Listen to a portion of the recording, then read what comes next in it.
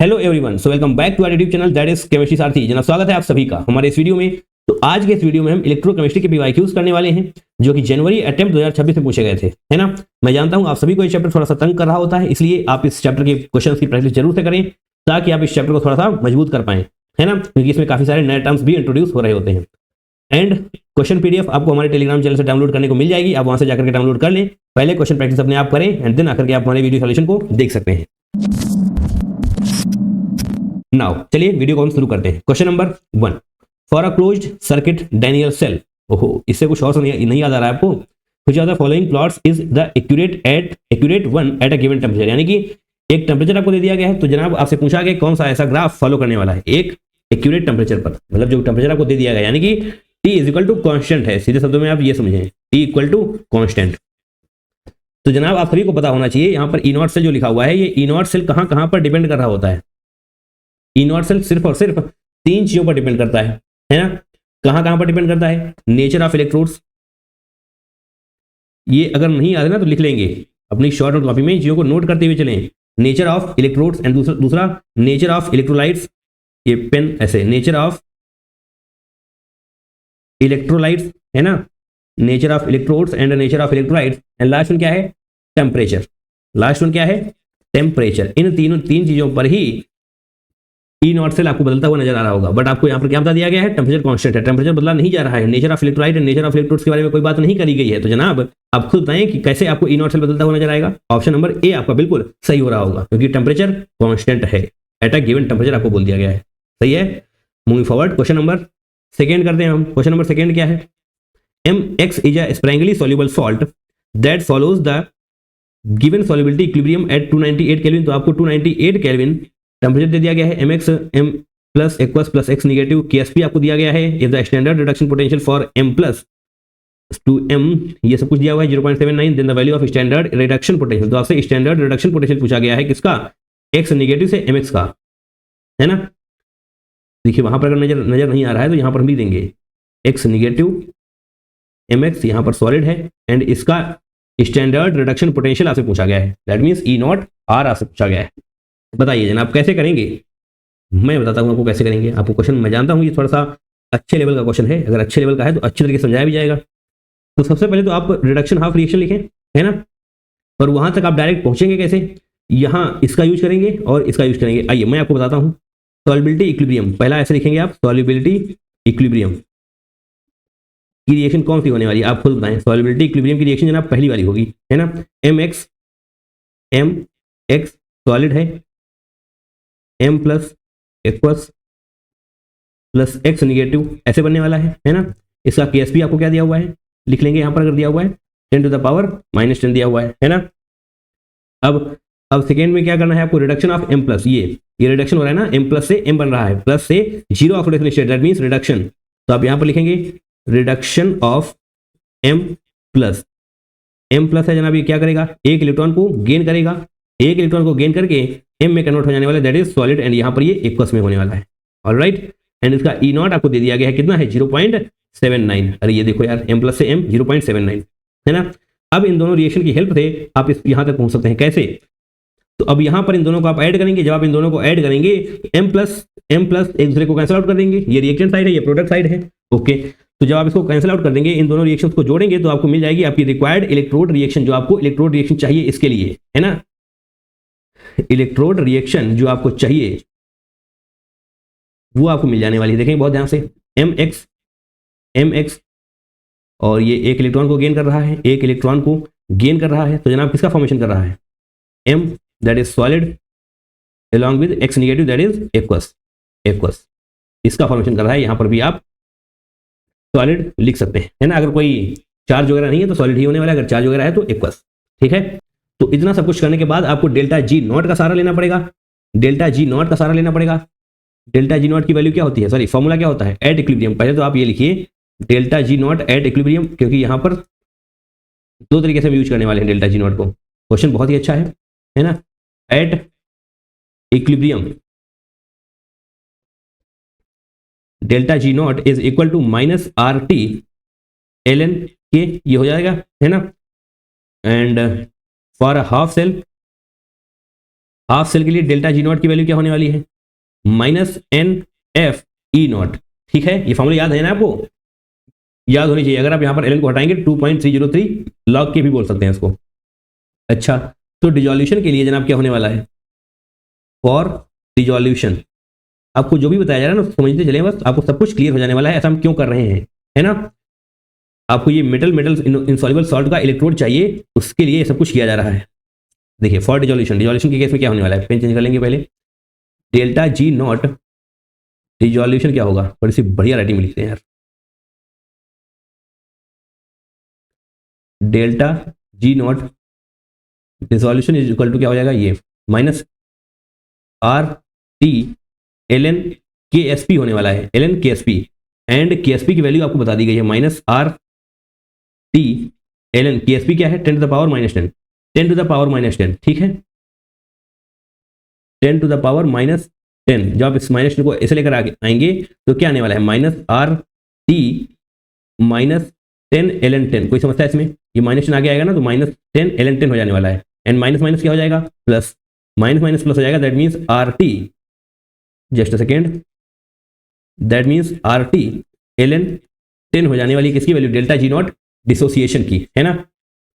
अब for reduction of M plus, reduction of M plus की value आपको दे दी गई है, कहां पर है, रिडक्शन ऑफ एम प्लस, ये एम प्लस से एम 0.79 आपको दिया गया है। बट इसको भी आप डेल्टा जी नॉट में कन्वर्ट कर लें। Delta G naught half cell है ना, वो half cell, that means minus N F E naught का फॉर्मूला यूज कर रहे होंगे, minus N F E naught का फॉर्मूला यूज कर रहे होंगे। एन कितना है, एम प्लस से एम, दैट मीन्स एन की वैल्यू 1 ही होने वाली है, तो ऐसे ही 1 लिख लेंगे। एफ एच डी रखते हैं, ई नॉट क्या है 0.79, इतना ही तो था 0.79। जब आप इसको सॉल्व करेंगे तो क्या आएगा, माइनस 0.79 एफ, इसकी वैल्यू निकल कर आने वाली है delta G naught half cell की।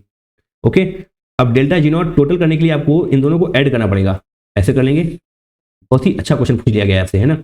डेल्टा जी नॉट टोटल, इन दोनों को आप ऐड कर रहे होंगे, that is R T L N 10 plus करने वाले हैं, प्लस करने वाले हैं, ऐसे ब्रैकेट कर लेंगे, 0 माइनस 0.79 एफ। ठीक है, कोई दिक्कत इसमें नहीं है। जब पॉजिटिव आप ये ब्रैकेट ओपन करेंगे तो माइनस में ही कन्वर्ट हो जाने वाला है। तो जो आपको ये ओवरऑल रिएक्शन दी हुई है, इसका एन क्या है, एन इक्वल टू 1 ही है ना, एक्स से सही हो रहा है, that means N equal to 1 है, एक ही इलेक्ट्रॉन का आदान प्रदान हो रहा है। ओके, तो इसी का ई नॉट आपको निकालना है। चलिए पहले लिखते हैं ई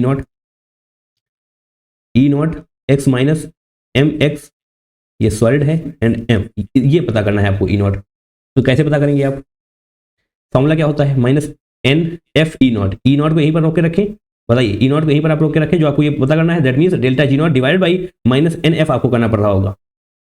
delta G naught divide by N F, and minus sign को यहां पर रख लें, कोई दिक्कत इसमें। डेल्टा जी नॉट जब आप करेंगे तो E naught minus N F into E naught हो जाएगा, यस। तो निगेटिव साइन एच डी रखते हैं, डेल्टा जी नॉट टोटल यहां पर होगा, यहां पर हम टोटल भी लिख देते हैं। अब आप डायरेक्ट वैल्यू पुट करें,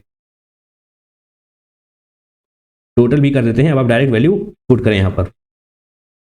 डेल्टा जी नॉट टोटल की वैल्यू क्या है, ये है पूरी R T L N 10, and ये ब्रैकेट ओपन करेंगे तो माइनस ही आ जाएगा, minus 0.79 F divided by N की वैल्यू 1 रहने वाली है, एंड एफ ऐसे हो जाएगा। और इस पूरे के बाहर आपको निगेटिव साइन तो लगाना पड़ेगा, वो आप कैसे बोल सकते हैं, ये निगेटिव साइन यहां पर है ना, माइनस, इस प्रकार से हो जाएगा। अब आप इसको सॉल्व करिए, कैसे, 2.303 आर टी बाई एफ दिया हुआ 0.059। ठीक है, अब जनाब एल एन को लॉग में कन्वर्ट करने की कोशिश कर रहे होंगे हम। एक बात आपको और बता दें, एफ को यहाँ पर भेजें अलग तरीके से, एफ को यहाँ पर भेजें अलग तरीके से, तो ऐसे कर लें, ऐसे कर लें, दोनों एफ को हम अलग अलग करने वाले हैं।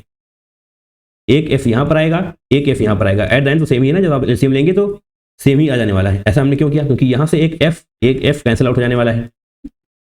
एल एन को लॉग में कन्वर्ट कर रहे होंगे तो माइनस 2.303 आर टी लॉग 10 हो जाएगा, है ना, एल एन से, जस्ट अ सेकेंड।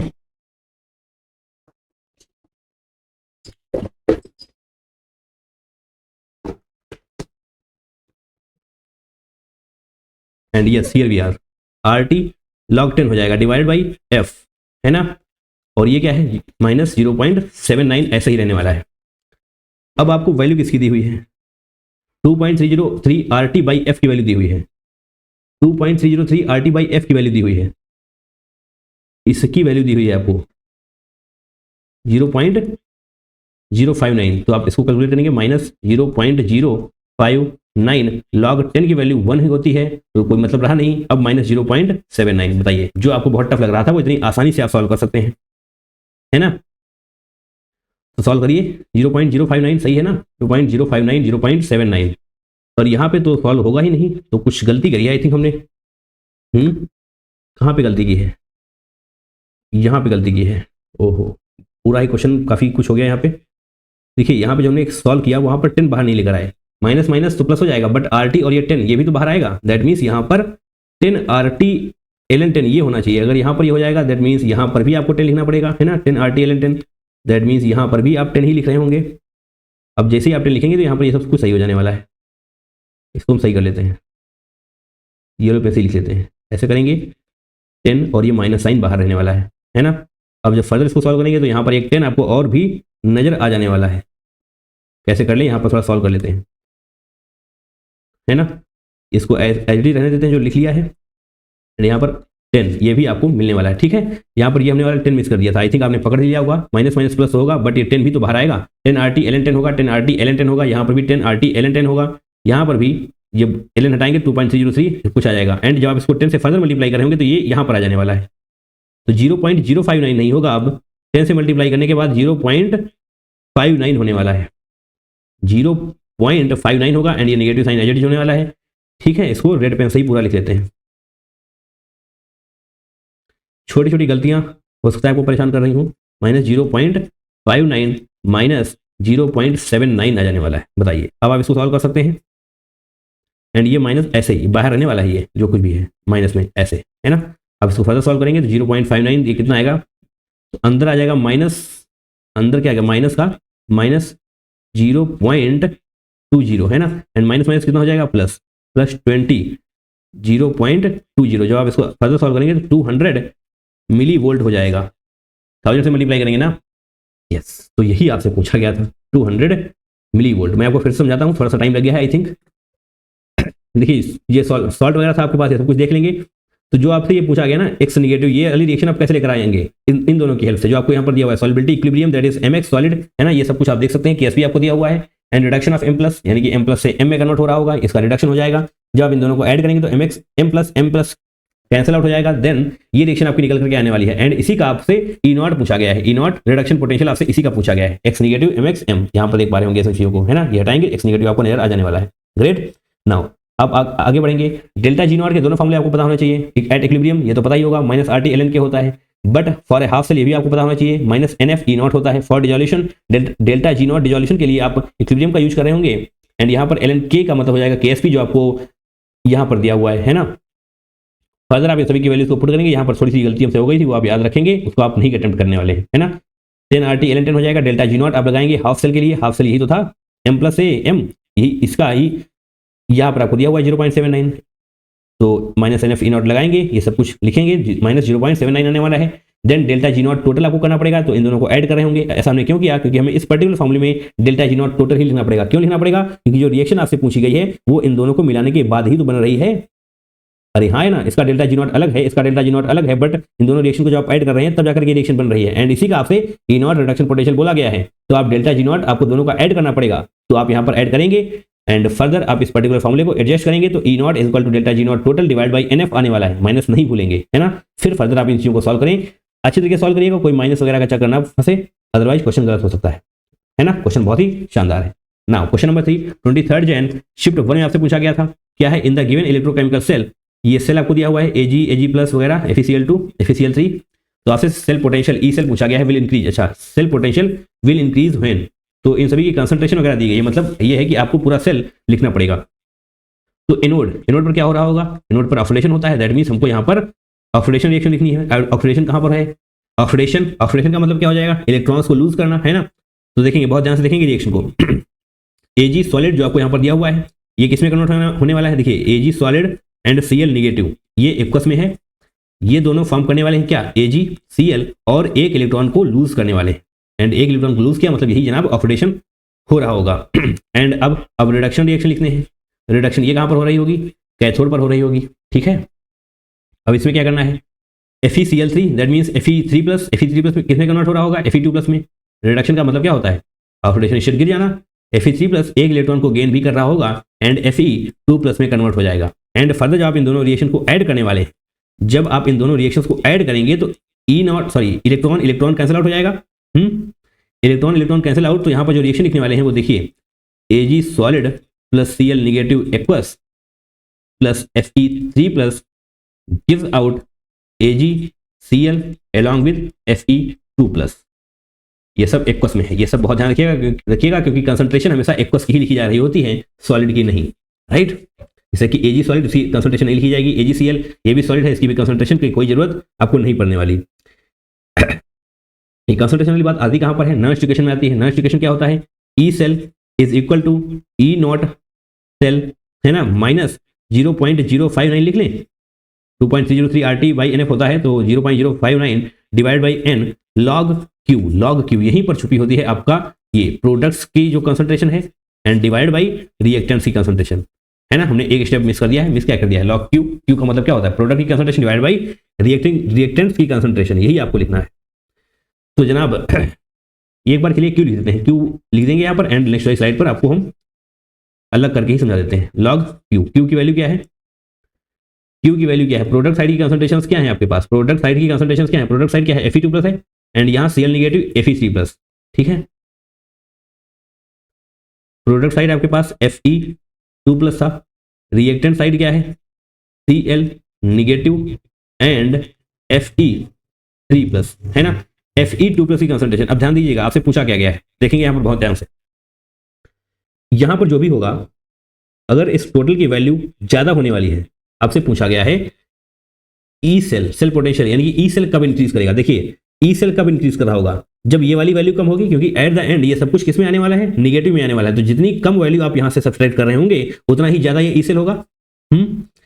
इसका मतलब प्रोडक्ट साइड की कंसंट्रेशन बढ़नी चाहिए। प्रोडक्ट साइड की कंसंट्रेशन अगर बढ़ रही होगी, प्रोडक्ट साइड की कंसंट्रेशन अगर बढ़ रही होगी तो ये वाली वैल्यू भी बढ़ रही होगी, दैट मींस ई सेल कम हो जाएगा। आपसे पूछा क्या गया है, इंक्रीज। अच्छा, तो इंक्रीज पूछा गया है, दैट मींस प्रोडक्ट साइड की कंसंट्रेशन घटनी चाहिए। इसको हटाएंगे यहां से, प्रोडक्ट साइड की कंसंट्रेशन घटनी चाहिए एंड रिएक्टेंट साइड की कंसंट्रेशन बढ़नी चाहिए। अगर ये डिनोमिनेटर बढ़ रहा होगा, दैट मीन्स ये ओवरऑल वैल्यू कम आने वाली है। ओवरऑल वैल्यू कम आने वाली है, दैट मीन्स बहुत ही छोटी सी वैल्यू यहां से सब्ट्रैक्ट होगी। इसका मतलब ई सेल ज्यादा होने वाला है। बातों को समझ पा रहे हैं? अरे हाँ है ना, यस। इसका मतलब Fe2+ की कंसंट्रेशन कम होनी चाहिए, Fe2+ की कंसंट्रेशन कम होनी चाहिए, ये गलत, इंक्रीज नहीं, कम। Fe2+ की कंसंट्रेशन कम होनी चाहिए, मतलब डिक्रीज होनी चाहिए, ग्रेट, बहुत अच्छी बात है। अब Fe3+ की बात करते हैं। Fe3+ की कंसंट्रेशन डिक्रीज नहीं, इंक्रीज होनी चाहिए ना, रिएक्टेंट साइड है, डिक्रीज नहीं होनी चाहिए जनाब, बढ़नी चाहिए। Concentration of Cl negative is increased, yes, Cl negative की कंसंट्रेशन भी बढ़नी चाहिए क्योंकि ये कहां पर है, प्रोडक्ट साइड है। तो CDE आपका सही होगा, CDE सही होगा, ऑप्शन नंबर 3 आपका बिल्कुल सही हो रहा होगा, है ना। ये रिएक्शन लिखनी अगर आपको आ रही है तो ये log Q, आई होप आप सभी को पता होगा एंड सारी बेसिक्स लीजिए, आप डेफिनेटली समझ पा रहे होंगे। नहीं समझ पाए तो वीडियो को दोबारा से वापस ले जाइए, समझ कर आगे बढ़िए, है ना। क्वेश्चन नंबर 4, 28 जनवरी शिफ्ट 2 में पूछा गया है, क्या है, for strong electrolyte that is lambda m increases slowly with dilution and can be represented by the equation. ये इक्वेशन से रिप्रेजेंट कर सकते हैं आप, है ना, ये आपने पढ़ा भी होगा। Molar conductivity values of the solutions of strong electrolyte AB at 18 degree centigrade are given below. Okay, तो आपसे पूछा गया है value of constant A based on the above data. तो आपसे A की वैल्यू पूछी गई है, ये वाले A की वैल्यू, ये दिखाई दे रहा है, हाँ, इसी की वैल्यू आपसे पूछी गई है। तो चलिए भैया करते हैं, बहुत ध्यान से देखिएगा। ये पहले तो हम लिखते हैं यहाँ पर lambda m is equal to lambda m naught, limiting molar conductivity बोलते हैं इसको, A अंडर रूट C लिखते हैं यहाँ पर, है ना, C टू द पावर 1/2 लिखा है, अंडर रूट C आप लिखें, बात एक ही है। ओके, कांस्टेंट A की वैल्यू के लिए आपको दो इक्वेशन बनानी पड़ेंगी, तब जाकर के आप कुछ हासिल कर पा रहे होंगे। तो मोलर कंडक्टिविटी कहाँ है, ये है 96.1, पहले केस में 96.1। लिमिटिंग मोलर कंडक्टिविटी कहाँ गई जनाब, लिमिटिंग मोलर कंडक्टिविटी आप ऐसे ही रखेंगे, A एचडी रखेंगे, कंसंट्रेशन ये 0.04 है, अंडर रूट 0.04 है, इसको आप अंडर रूट से बाहर निकाल लें तो कैसे आएगा 96.1। लिमिटिंग मोलर कनेक्टिविटी एचडी रखेंगे, A को एचडी रखेंगे, इसको जब अंडर रूट से बाहर निकालेंगे तो 0.2 आने वाला है, 0.2 आने वाला है ना, विश्वास हो, इसको एक बार फिर से मल्टीप्लाई करके देखो, 0.2 कितना आएगा, 0.04, वही लिखा हुआ है यहाँ पर, है ना, ठीक है। इससे बाहर निकालना भी तो जरूरी है। अब दूसरी रिएक्शन लिख लेते हैं। दूसरा क्या है, इसका मान लेते हैं 95.7। 95.7 इस पर्टिकुलर केस में भी मोलर कंडक्टिविटी आपको नहीं पता है, लिख लेंगे। ए एज इट इज, कंसंट्रेशन क्या है यहाँ पर 0.09, 0.09, इसको जब आप देखेंगे तो 0.3 आएगा इसी प्रकार से, है ना। तो 95.7 equal to limiting molar conductivity A, और यहाँ पर इंटू 0.3 आप कर रहे होंगे। ये आपकी इक्वेशन 1 हो जाएगी, ये आपकी इक्वेशन 2 हो जाने वाली है। अब कुछ ऐसा करिए कि limiting molar conductivity cancel out हो जाए। कैसा कुछ करेंगे, सब्ट्रैक्ट कर दीजिए। कौन सी वैल्यू बड़ी है, ये वाली वैल्यू बड़ी है, यानी कि 1 - 2 आप करें, 1 - 2 आप कर दें। तो 1 - 2 अगर आप करेंगे तो 96 ऐसे करिए, 96.1 - 95.7 and lambda, sorry molar conductivity, and ये मोलर कंडक्टिविटी ये प्लस में ये माइनस में हो जाएगी, दैट मीन्स कैंसिल आउट हो जाने वाली है। एंड ये 0.2a माइनस में है, तो इसको माइनस में रखते हैं, या फिर पूरा हम सॉल्व करके दिखाते हैं आपको कैंसिल आउट कैसे होने वाला है। ठीक है, देखेंगे, बहुत ध्यान से देखेंगे। अगर कोई समस्या है, समस्याएं नहीं रहनी चाहिए। Limiting molar conductivity minus 0.2a ऐसे हो जाएगा, और माइनस करने वाले हैं आप क्या, limiting molar conductivity minus 0.3a। अरे ये 1 का लिखा है, हमने 2 का लिखा। अब इस आप इसको सॉल्व करें, इसको अभी के लिए चलिए सॉल्व कर लेते हैं। अच्छा 96 9 7 16 है ना, 0.4 16 0.4 सही है ना, 0.4 ही तो आएगा। 7 4 11 यस 0.4 ही आएगा। इसको जब ओपन करेंगे तो मोलर कंडक्टिविटी 1 ये कैंसिल आउट हो जाएगा इस तरीके से, माइनस माइनस बाहर, -0.2a, और ये माइनस से माइनस प्लस हो जाएगा, -0.3a होने वाला है। That means 0.4 is equal to 0.1a हो जाएगा, 0.1a हो जाएगा, सही है। तो इसका मतलब a इज इक्वल टू 4 आपको चमकता चमकता दिखाई दे जाएगा, तो 4 यहाँ पर आप लिख सकते हैं। ठीक है, कर सकते हैं। इस क्वेश्चन को करना पड़ेगा भैया, इस क्वेश्चन को आपको करना पड़ेगा, थोड़ा बहुत आपको अपना दिमाग भी चलाते रहना है, ऐसे बस बैठ के मूवी नहीं देखना है। एंड नाउ क्वेश्चन नंबर 5 28 जनवरी शिफ्ट 2 में पूछा गया है। A volume of x ml of 5 molar NaHCO3 solution was mixed with 10 ml of 2 molar H2CO3 solution to make an electrolytic buffer. If the same buffer was used in the following electrochemical cell to record a cell potential of this, then the value of x। तो आपसे volume of NaHCO3 पूछा गया है, तो ठीक है करते हैं। ये आपकी रही इलेक्ट्रोकेमिकल सेल, है ना, एंड ये कुछ वैल्यूज आपको नीचे दी हुई हैं। तो इलेक्ट्रोकेमिकल सेल, सबसे पहले तो आप oxidation half reaction and reduction half reaction लिखें। उसके अलावा उससे पहले कुछ आप समझ नहीं पाएंगे। ऑक्सीडेशन हाफ रिएक्शन, कहां पर ऑक्सीडेशन हो रहा है, इसको देखिए HSNO2 निगेटिव, सॉरी हाँ HSNO2 निगेटिव, ये जनाब किसमें कन्वर्ट होने वाला है, SNOH होल 6 2 निगेटिव में। चीजों को समझ पा रहे हैं कैसे।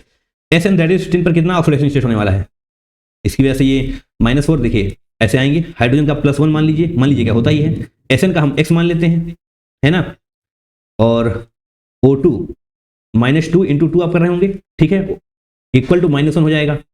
x इज इक्वल टू -4 यहाँ पर होगा, -1 यहाँ पर होगा, एंड -1 इधर भी आ जाने वाला है, ये वाला उठ करके x is equal to -2 + 4, that means x is equal to 2 होने वाला है। यानी कि यहाँ पर ऑक्सीडेशन स्टेट कितनी है इसकी 2। इधर आएंगे क्या है, OH क्या होता है, निगेटिव होता है चार्ज। तो OH चार्ज अगर निगेटिव होता है तो इसको यहां पर आकर समझाते हैं हम। SN की x मानेंगे, OH पर निगेटिव होता है, 6 OH है, तो इसको आप 6 से मल्टीप्लाई कर रहे होंगे, इज इक्वल टू 2 निगेटिव आ जाने वाला है, -2 कर देंगे, x is equal to -2, and ये इधर जाने वाला है +6, यानी कि +4 आ रहा होगा। तो +4 से +2, सॉरी इधर से इधर जाएंगे ना, यस, +2 से +4, यानी कि ऑक्सीडेशन हो रहा है, यस ऑक्सीडेशन हो रहा है। आप यहाँ चाहें तो +4 लिख सकते हैं, यानी सब कैसे आया है इसको हम इरेज कर देंगे। ठीक है, कोई दिक्कत कोई समस्या नहीं होनी चाहिए, किसी भी प्रकार से कोई भी समस्या नहीं होनी चाहिए। और अब आप लिखें oxidation of reaction HSNO2 negative से क्या बन रहे वाला है, SNOH होल 6 2 निगेटिव। अरे हाँ या ना, अच्छा जब आप इसको बैलेंस करेंगे तो क्या आने वाला है, जब आप इसको बैलेंस करेंगे तो यहाँ पर तो H2O आएगा, प्लस H2O आप कर रहे होंगे, SN तो बराबर ही है। यहाँ पर हाइड्रोजन कितने हैं, 2 3, यहाँ पर 6 हैं, यानी यहाँ पर आपको 3 से मल्टीप्लाई करना पड़ रहा होगा। अभी करके बताते हैं आपको, सारी चीजें क्लियर हो जाने वाली हैं। बैलेंसिंग नहीं आ रही तो कोई दिक्कत नहीं है, सीख लेंगे रिडॉक्स चैप्टर से, है ना। HSNO negative, O2 negative, 3H2O and 3OH negative आप करिए। अब जाकर के आपकी रिएक्शन बैलेंस हो रही होगी। अभी भी चार्ज का लफड़ा बाकी है, चार्ज यानी कि यहाँ पर आप क्या कर रहे होंगे, यहाँ पर एक निगेटिव है, सिंगल निगेटिव, और यहाँ पर 3 निगेटिव, यानी कि यहाँ रिएक्टिव साइड टोटल कितना हो गया 4 निगेटिव, है ना, एक निगेटिव यहाँ से 3 निगेटिव यहाँ से, अरे -1 इंटू 3 करेंगे ना, यहाँ पर 2 निगेटिव है, दैट मीन्स +2 इलेक्ट्रॉन आप यहाँ पर ऐड करें, +2 इलेक्ट्रॉन ऐड करेंगे तो रिएक्शन बैलेंस हो जाएगी। ठीक, ये हो गई आपकी ऑक्सीडेशन हाफ रिएक्शन। अब लिखते हैं reduction half reaction, reduction half reaction. तो इसमें Bi2O3 से Bi में बदल रहा होगा। देखिए बिस्मथ पर क्या है 0 है ऑक्सीडेशन स्टेट, एंड Bi2O3 पर जब आप निकालेंगे तो -2 इंटू 3 करेंगे तो यहाँ पर -6 आ जाएगा ऑक्सीजन पर, एंड यहाँ पर +3 आ रहा होगा, तो +3 से 0 रिडक्शन, यानी कि Bi2O3 किसमें कन्वर्ट हो रहा है बिस्मथ में, एंड आप बैलेंसिंग के लिए यहाँ पर ट्वाइस ऑफ H2O करें, ठीक है, और यहाँ पर 6OH निगेटिव हो जाएगा। ऑक्सीडेशन में इलेक्ट्रॉन, सॉरी ये थोड़ा ये ऑक्सीडेशन में क्या होता है lose of electrons, and reduction में क्या होगा गेन ऑफ इलेक्ट्रॉन्स। तो इलेक्ट्रॉन्स यहाँ पर गेन ही होंगे, 6 यहाँ पर हैं नेगेटिव चार्ज, एंड यहाँ पर कितना नेगेटिव चार्ज है, यहाँ पर कुछ भी नहीं है, तो दैट मीन्स 6 इलेक्ट्रॉन आपको करना पड़ेगा। ठीक, अच्छा इतना सब कुछ हो गया। अब आप E0 सेल निकालने यहीं पर, क्योंकि आपको वैल्यूज भी दी हुई हैं। E0 सेल क्या होता है, E0 cathode minus E0 anode, तो E0 कैथोड आपको ये दिया हुआ है, E0 एनोड आपको ये दिया हुआ है, क्योंकि ऑक्सीडेशन यहाँ पर हो रहा है, यहाँ पर रिडक्शन हो रहा है, ठीक है, एंड दोनों ये रिडक्शन पोटेंशियल ही है जो कि आपको यहाँ पर लिखना होता है। तो -0.44 माइनस लगाएंगे, एंड E0 एनोड क्या है -0.90, -0.90, जब आप इसको सॉल्व करेंगे तो ये माइनस माइनस प्लस हो जाएगा, दैट मीन्स 0.46 वोल्ट आ जाएगा। क्लियर है बात? यस। तो अब नेक्स्ट इक्वेशन लिखनी पड़ेगी हमको, है ना। नेक्स्ट इक्वेशन के लिए आपके पास कंप्लीट सेल रिएक्शन होनी चाहिए, बट यहाँ पर तो आपने हाफ लिखी है, तो कंप्लीट सेल रिएक्शन लिखने के लिए आपको यहाँ पर 3 से मल्टीप्लाई करना पड़ रहा होगा, ताकि इलेक्ट्रॉन्स कैंसिल आउट हो जाए, तब जाकर के आप रिएक्शन कंप्लीट कर पा रहे होंगे। तो ऑक्सीडेशन हाफ सेल को आप 3 से मल्टीप्लाई भी कर रहे होंगे, इस कलर से करते हैं, इसको आप 3 से मल्टीप्लाई भी कर रहे होंगे। क्यों कर रहे होंगे? क्योंकि आपको यहाँ पर 6 इलेक्ट्रॉन्स कन्वर्ट करना है, ताकि ये कैंसिल आउट हो पा रहे हो। तो चलिए नेक्स्ट स्लाइड पर ही करते हैं। स्लाइस ऑफ HSnO2 निगेटिव, है ना, और क्या है 3 यानी कि 9H2O and 9OH negative plus 9H2O। तो इतना सब कुछ लिखने के बाद अब ध्यान से देखिए, ये हमने ऑक्सीडेशन हाफ रिएक्शन लिखी है, ये हमने रिडक्शन हाफ रिएक्शन लिखी है। यहाँ पर आपको 3 से मल्टीप्लाई करना पड़ रहा था लास्ट में, ताकि 6 इलेक्ट्रॉन्स आ पाए, एंड अब इनको हम ऐड कर रहे होंगे। अब इसको हम ऐड कर रहे होंगे, ध्यान से देखेंगे, 6 इलेक्ट्रॉन्स एक दूसरे को गायब कर देंगे। 3HSnO2 निगेटिव, 3HSnO2 निगेटिव, अच्छी बात है। यहाँ पर 9H2O है, यहाँ पर 3H2O है ना, और कुछ H2O कहीं और पर दिखाई पड़ रहा है? नहीं, कहीं और भी आपको दिखाई नहीं पड़ रहा है। तो पहले तो इसको लिखते हैं Bi2O3, है ना, प्लस यहाँ पर 9 है, यहाँ पर 3, दैट मीन्स 6H2O हो जाने वाला है, 6H2O हो जाने वाला है, एंड 9OH निगेटिव यहाँ पर है, 6 यहाँ पर है, दैट मीन्स यहाँ पर क्या हो जाएगा 3OH निगेटिव। सही है, कोई दिक्कत इसमें? और कुछ छूट रहा है क्या? 9, ओके सही हो गया है। अब इधर आए, size of SnOH whole 6 2 negative, ऐसे करिए इसको, ऐसे, है ना, अच्छा लगेगा आपको। इधर ट्वाइस ऑफ बिस्मथ एंड ये सॉलिड में है ना, ये तो आपको पता ही होगा जो भी, एंड ये OH निगेटिव आप सॉल्व कर चुके हैं इसकी यहाँ से। ठीक, रिएक्शन पूरी लिखी जा चुकी है, कंप्लीट रिएक्शन। अब आप लगाएं यहाँ पर नेक्स्ट इक्वेशन। नेक्स्ट इक्वेशन क्या होने वाला है? E cell is equal to E0 cell minus एक सेकेंड, ये क्या लिखा हुआ है 2.303 RT डिवाइड बाई F, है ना। यहां पर लॉग नहीं, यहां पर आपको लिखना पड़ेगा 0.059 डिवाइडेड बाई N। अब लिखिए log concentration of products divide by concentration of reactants. तो कंसंट्रेशन ऑफ प्रोडक्ट्स क्या है? ये है आपके पास प्रोडक्ट, तो SnOH होल 6 2 निगेटिव, ऐसे करेंगे, है ना, या फिर इसको हटाइए, अब डायरेक्ट आप यही लिखिए, क्योंकि बहुत देर लग जाएगी इसे लिखने में। इसकी कंसंट्रेशन क्या है? SnOH होल 6 2 निगेटिव की कंसंट्रेशन क्या है? यहाँ पर लिखी हुई है, देखिए 0.5 है ना, तो 0.5 क्यों आप करेंगे? क्योंकि स्टोइचियोमेट्रिक कोएफिशिएंट क्या है 3 है ना। और इधर आएंगे अब HSnO2 निगेटिव, एंड ये दोनों एक्वस में है, तो इन्हीं की रिएक्शन हम लिख रहे होंगे, इन्हीं का कंसंट्रेशन लिख रहे होंगे। ये मैं कैसे बताया एक्वस में है? क्योंकि जिस पर भी चार्ज होगा वो एक्वस में होगा, जिस पर कोई चार्ज नहीं होगा वो सॉलिड में एग्जिस्ट कर रहा होगा, राइट। तो HSnO2 निगेटिव ये रही 0.05 टू द पावर 2, यानी कि स्क्वायर आप कर रहे होंगे। क्यों? क्योंकि स्टोइचियोमेट्रिक कोएफिशिएंट कहाँ गया? HSnO2 निगेटिव ना, यहाँ पर भी 3 है यार, यस यहाँ पर भी 3 ही रहने वाला है, स्क्वायर आप नहीं क्यूब ही करिए, अरे या cube. OH negative OH negative की कंसंट्रेशन आप क्यूब करें, ये आपको निकालनी है यहाँ से। ई सेल की वैल्यू कहाँ है? ई सेल की वैल्यू ये दी हुई है, दिखा हुआ है ना, electrochemical cell to record cell potential of this. तो ये क्या है? 235.3 मिली वोल्ट है ना, तो 235.3 into 10 to the power -3 volt हो जाएगा। फर्दर जब इसको सॉल्व करेंगे तो 0.2353 आ रहा होगा वोल्ट में। क्लियर है? बताइए। बिल्कुल क्लियर है। इसकी वैल्यू यहाँ पर पुट करें हम। चलिए पेन बदल लेते हैं। 0.2353 ई नॉट सेल अभी भी आपने कैलकुलेट किया थोड़ी देर पहले 0.46 है ना, 0.46 माइनस 0.059। एन क्या है? Number of electrons involve. कितने इलेक्ट्रॉन्स चल रहे हैं इसमें? 6, तो 6 लिखेंगे। लॉग 0.5। अच्छा, तो ये कैलकुलेशन आप कैसे करेंगे बताइए?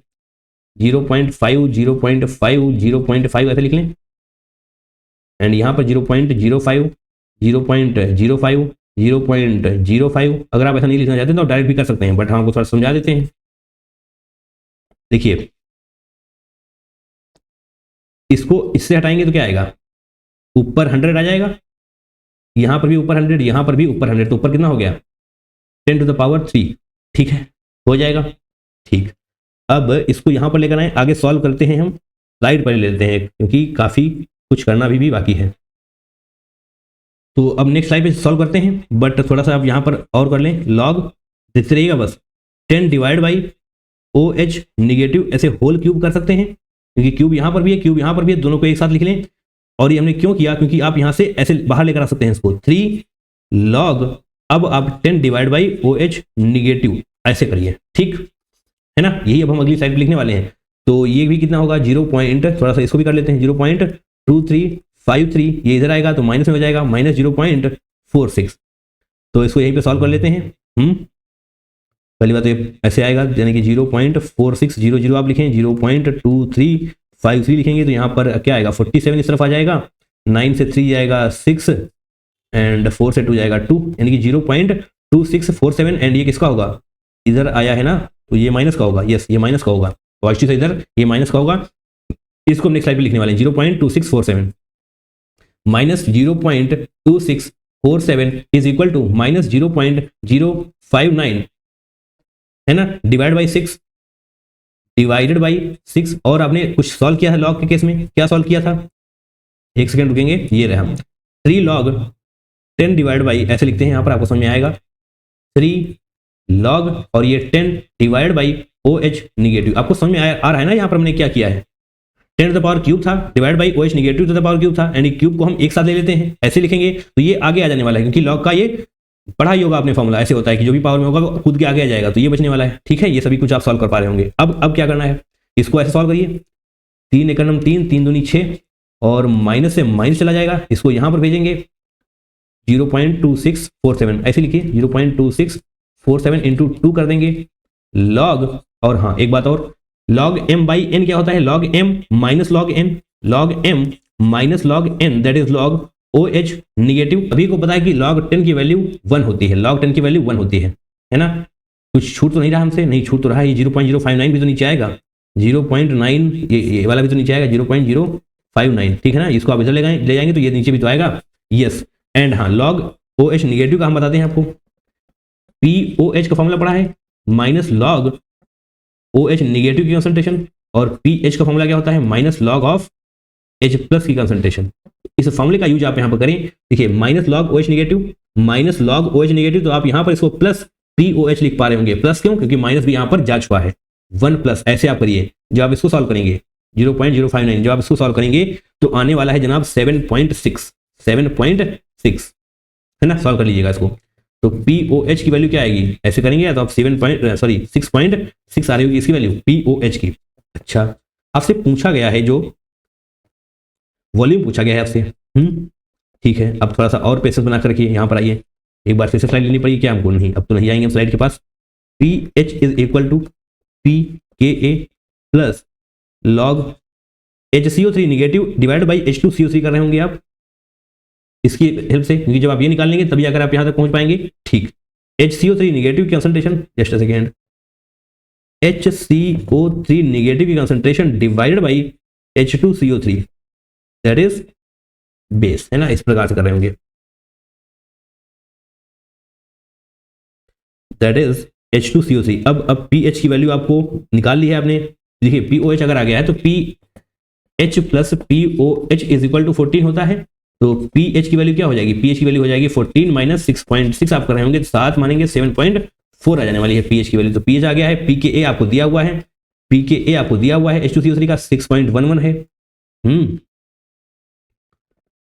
7.4 is equal to 6.11 plus log HCO3 negative के moles and divide by H2CO3। ठीक, कैसे निकालेंगे हम इसके मोल्स, कैसे निकालेंगे, मोलैरिटी इंटू वॉल्यूम करेंगे ना, मोलैरिटी इंटू वॉल्यूम करेंगे। देखिए दोनों में ml है, यहाँ पर भी ml है, तो परेशान होने की कोई जरूरत नहीं है क्योंकि कैंसिल आउट हो जाने वाला है। तो आप ml को ml में ही रखें। तो इसकी मोल्स कितने आएंगे, 10 दूनी 20, इसको आप 20 मान लें, है ना, 20 मिली मोल लिख लो।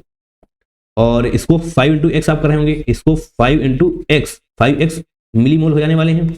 अरे ये HCO3 निगेटिव ही है ना, Na प्लस को आप हटा देंगे, HCO3 निगेटिव ही बचने वाला है। तो ऊपर 5x divide by 20, 5x divided by 20 आप कर होंगे एंड यहीं से आपकी x की वैल्यू निकल करके आने वाली है ना।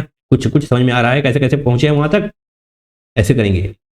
तो इसको यहीं पर सॉल्व करते हैं। 7.4 इसको इधर लेकर जाएंगे, 7.4 डिवाइड बाई 6 1 आप कर रहे होंगे तो 9 यहाँ पर आएगा, यहाँ पर 3 से 1 2 आएगा, 1.29 आने वाला है इधर। एंड यहाँ पर log 1/4 आ रहा होगा, log 1/4। देखिए 1.29 यहाँ पर देखिए क्या लिखा हुआ है, सब कुछ देखते हुए चलना है। एंटी लॉग 1.29 की वैल्यू आपको दी गई है 19.5 यहाँ पर आप एंटी लॉग लेंगे, एंटी लॉग बोथ साइड, जब यहाँ पर एंटी लॉग लेंगे तो एंटी लॉग एक दूसरे को कैंसिल आउट कर देने वाला है, यानी कि एंटी लॉग 1.29 की वैल्यू क्या है 19.5 इज इक्वल टू 1/4 आ रहा होगा x। ठीक, अब x इज इक्वल टू आपको सॉल्व करें, 1976 एंड ये 78, x इज इक्वल टू 78 आ रहा होगा। ठीक, परेशान नहीं होना, थोड़ा सा एक बार फिर से हम आपको एक्सप्लेन करने वाले हैं ये, बट यहाँ पर पहले आप आंसर लिख लें। 78 ml में पूछा गया तो ऐसे ही रखेंगे। देखिए बहुत ही अच्छा क्वेश्चन है, बेहद ही शानदार क्वेश्चन है। आप कैसे यहाँ तक पहुंचेंगे मैं आपको थोड़ा सा एक्सप्लेन करता हूँ। इस रिएक्शन को देखिए आप, इलेक्ट्रोकेमिकल सेल को, तो जब भी ऐसा कुछ सेल आता है तो सबसे पहले तो आपको oxidation reaction and reduction of reaction वगैरह लिखनी पड़ती है, आप लिखेंगे। ठीक, कंप्लीट सेल के लिए आपको यहाँ पर मल्टीप्लाई भी करना पड़ेगा, ये सारी चीजें आप कर सकते हैं। इन और सेल आपको नजर आ जाने वाला है, ये आसान सी बातें हैं। जब आप इसको करेंगे तो आप बहुत ध्यान से देखते रहिएगा, 9H2 यहाँ पर है, 3H2 है, दैट मींस 6H2O आने वाला है ना।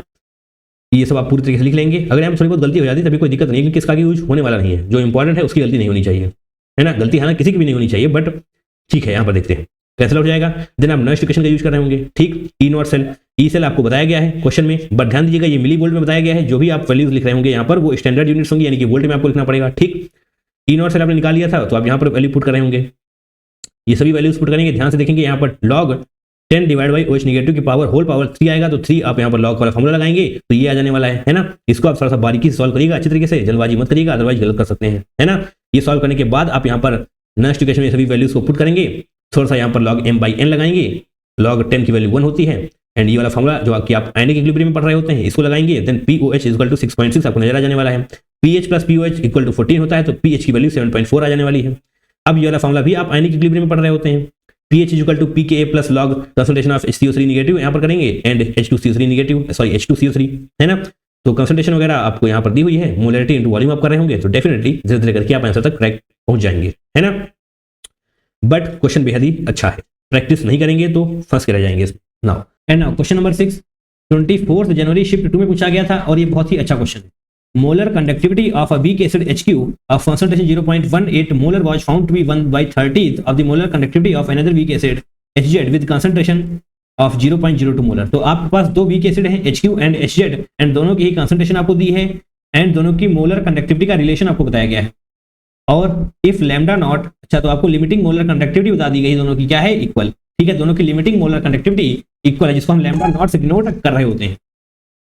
Then the difference of the pKa values, तो आपसे pKa वैल्यूज का डिफरेंस पूछा गया है, बताइए कर सकते हैं क्वेश्चन को।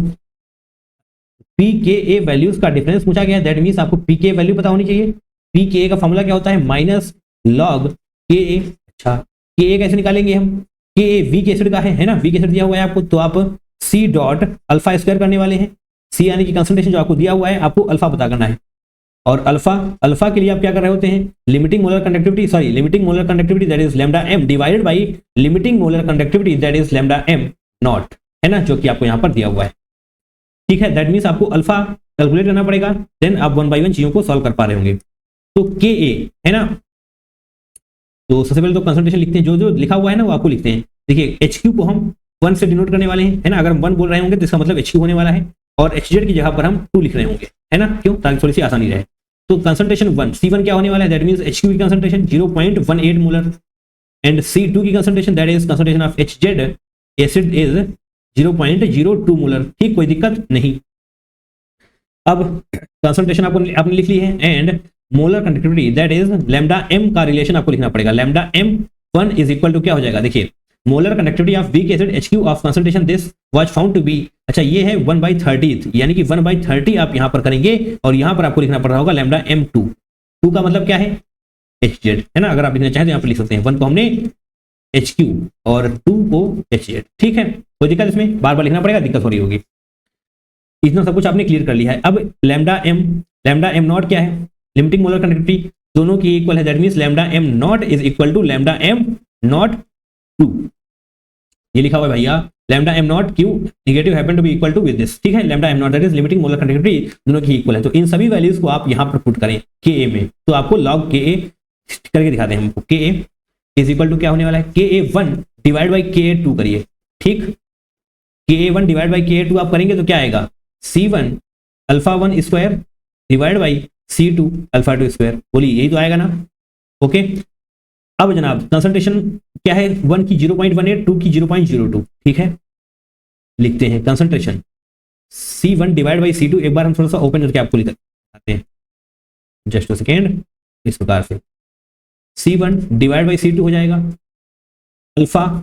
अल्फा का फॉर्मूला क्या होता है, molar conductivity divide by limiting molar conductivity, है ना। तो lambda M1 divided by lambda M2। दिक्कत कोई, लैम्डा एम नॉट को हम अब बाद में लिखने वाले हैं, अगर बाद में लिखने वाले दैट मींस लैम्डा M2 यहां पर आ जाएगा। इस प्रकार से कोई दिक्कत, इसमें कोई समस्या नहीं होने वाली। स्क्वायर है तो आपको यहां पर भी स्क्वायर कर देना है, और यहां पर भी आपको पूरा पूरा स्क्वायर लगा देना है। अगर कोई दिक्कत है तो ध्यान से देखिए, यहां पर जब हमने ये कैसे लिखा, अल्फा का मतलब क्या होता है, molar conductivity divide by limiting molar conductivity. जब आप इसको लिख रहे होंगे तो ये ऊपर आने वाला है, ऊपर क्या आने वाला है, ऐसे आप करेंगे तो lambda M divided by lambda M not, और यहाँ पर 1 1 लगा लीजिए, है ना। अब सेकंड का लिखेंगे आप तो lambda M2 divide by lambda M2, और ये नॉट लिमिटिंग मोलर कंडक्टिविटी। तो आप इसको अलग करेंगे तो ये ऊपर आ जाने वाला है ना, डिवाइड में था। ओके, तो C1 बाई C2 की वैल्यू क्या है, C1 is equal to 0.18, C2 is equal to 0.02। 0.18 divide by 0.02। ठीक है, lambda M1 divide by lambda M2 क्या है, lambda M1 divide by lambda M2। इधर आइए, lambda M1 divided by lambda M2 जनाब हो जाएगा 1/30। कोई दिक्कत, इसको यहाँ पर लेकर जाएंगे तो 1/30 हो जाएगा, है ना, 1/30 हो जाएगा। स्क्वायर आप जरूर से लगाएंगे, ठीक है, और ये इक्वल ही है दोनों। देखिए इक्वल है ना, ये इधर आइए, इक्वल है, दैट मींस जो इसकी वैल्यू होगी वही इसकी वैल्यू होने वाली है। तो ऊपर नीचे लिखा हुआ है एट द एंड 1 ही आने वाला है। मान लीजिए यहाँ पर 5 है, यहाँ पर 5 है, तो कट के 1 ही तो आएगा, दैट मींस इसका 1 ही आने वाला है। 1 का स्क्वायर भी जनाब 1 ही होता है। इसको आप सॉल्व करें, KA1 डिवाइड बाई KA2 आप कर रहे होंगे तो ऐसे ऐसे करेंगे। यहाँ पर 9 आने वाला है, 9 ऊपर आ जाएगा, नीचे 3 3 9, यानी कि 900 नीचे आ जाने वाला है, दैट मींस 1/100 आ रहा होगा। ठीक है, इसको जनाब यहाँ पर लेकर आते हैं, KA1 divide by KA2 is equal to 1/100। That means KA1 की वैल्यू क्या है 1, KA2 की वैल्यू क्या है 100। ठीक, कोई दिक्कत नहीं, कोई दिक्कत नहीं है। अब क्या करने वाले हैं हम, अब जनाब आइए ध्यान से, इस फॉर्मूले में हम लॉग की वैल्यू लिख रहे होंगे। आपसे पूछा गया है pKa HQ, that means pKa1 minus pKa2 आपसे पूछा गया है। तो पहले तो थोड़ा सा एक स्लाइड और ऐड करते हैं, है ना। आइए अब यहां पर लिखते हैं, आपसे पूछा गया है pKa1 माइनस pKa2, इसकी वैल्यू आपसे पूछी गई। देखिए pKa HQ minus pKa HZ, HQ को हमने 1 से डिनोट किया है, HZ को हमने 2 से डिनोट किया है, तो इसकी वैल्यू क्या होने वाली है, माइनस लॉग Ka होता है। ठीक, तो ये होने वाला है minus of log Ka1 minus करेंगे, और फिर से माइनस ऑफ लॉग Ka2, ये होने वाला है। ठीक है, माइनस माइनस प्लस प्लस हो जाएगा, तो इसको आप आगे लेकर आ जाए, लॉग Ka2 कर लेंगे, और ये माइनस इधर आ जाएगा, दैट मींस लॉग Ka1 हो जाने वाला है। आप सभी को पता है, क्या पता है, लॉग m माइनस n क्या होता है, log m divide by log n। अरे ये वाला फॉर्मूला पढ़ा है ना, लॉग m बाई n क्या होता है, log m minus log n, यही लिखा हुआ है यहाँ पर। तो इसको हम क्या लिख सकते हैं, इसको हम लिख सकते हैं log Ka2 divide by Ka1। कर सकते हैं या नहीं कर सकते हैं, बताइए हाँ या ना। इसको आप ये भी तो लिख सकते हैं log Ka2 divide by Ka1 इस पर्टिकुलर फॉर्मूले का यूज करके, ठीक है। इस फॉर्मूले को हटा दें हम यहाँ से, बिल्कुल इस फॉर्मूले को यहाँ से इरेज कर दिया जाएगा। आपने सब कुछ ऑलरेडी पढ़ रखा है। दैट मीन्स आपको log Ka2 divide by Ka1 क्या आ रहा है, K, अच्छा तो अगर आप Ka2 डिवाइड बाई Ka1 करेंगे तो ये उल्टा हो जाएगा, दैट मीन्स 100 आने वाला है। तो आपको लिखना पड़ेगा log 100 की वैल्यू। log 100 की वैल्यू क्या हो जाएगी, log 10 स्क्वायर आप ऐसे कर रहे होंगे 100 के लिए, ये 2 आगे आने वाला है, that means twice of log 10 आने वाला है, एंड log 10 की वैल्यू होती है 1, दैट मीन्स आपका आंसर निकल करके 2 आ रहा है। ये सब क्या है, ये क्या निकाल रहे थे आप, pKa1 माइनस pKa2, यही आपसे पूछा गया था जिसकी वैल्यू 2 आने वाली है। बताइए कोई दिक्कत, कोई समस्या, कोई तकलीफ नहीं होनी चाहिए, और यहाँ पर आपको सिर्फ और सिर्फ 2 लिखना पड़ेगा, है ना। क्वेश्चन को देखिए, फॉर्मूले को रिकॉल करिए, धीरे धीरे आप क्वेश्चन को करेक्ट कर पा रहे होंगे। क्वेश्चन टफ नहीं है, बट जो लैंग्वेज है ऐसे प्रैक्टिस नहीं करते हैं आप generally. And now question number 7, 22 January shift 2, consider the following reduction process. आपके पास कुछ रिडक्शन प्रोसेस दी हुई है, एंड आपसे पूछा गया है रिड्यूसिंग एजेंट का करेक्ट ऑर्डर, है ना। जो जितना बढ़िया रिड्यूसिंग एजेंट होगा उसका उतना ही बढ़िया ऑक्सीडेशन हो जाएगा, बताइए उतना ही अच्छी तरीके से उसका ऑक्सीडेशन हो रहा होगा। जिसका जितनी जल्दी मतलब जितनी अच्छी तरीके से ऑक्सीडेशन होगा वो उतनी ही आसानी से इलेक्ट्रॉन्स को लूज कर रहा होगा। इलेक्ट्रॉन्स लूज करने का मतलब क्या होता है, ऑक्सीडेशन होना, अरे हाँ या ना, यही होता है। और आप सभी को पता है, नहीं पता है तो पता कर लेंगे, अगर E0 की वैल्यू जनाब कम है तो इसका मतलब वो उतनी ही आसानी से इलेक्ट्रॉन्स को लूज कर रहा होगा। इलेक्ट्रॉन्स को लूज करने की टेंडेंसी उतनी ही ज्यादा होने वाली है। तो आपको यहां पर यह पता करना है, दोबारा सुनेंगे, इलेक्ट्रॉन्स को लूज करने की टेंडेंसी ज्यादा, इसका मतलब E0 वैल्यू कम होनी चाहिए। अगर इलेक्ट्रॉन्स लूज करने की टेंडेंसी ज्यादा है दैट मींस उसका ऑक्सीडेशन हो रहा होगा। अगर उसका ऑक्सीडेशन जितनी जल्दी हो जाएगा उतना ही बढ़िया वो रिड्यूसिंग एजेंट होने वाला है। तो इन सारे कॉन्सेप्ट को समझने के बाद आपको यह पता होना चाहिए कि E0 वैल्यू किसकी कम है।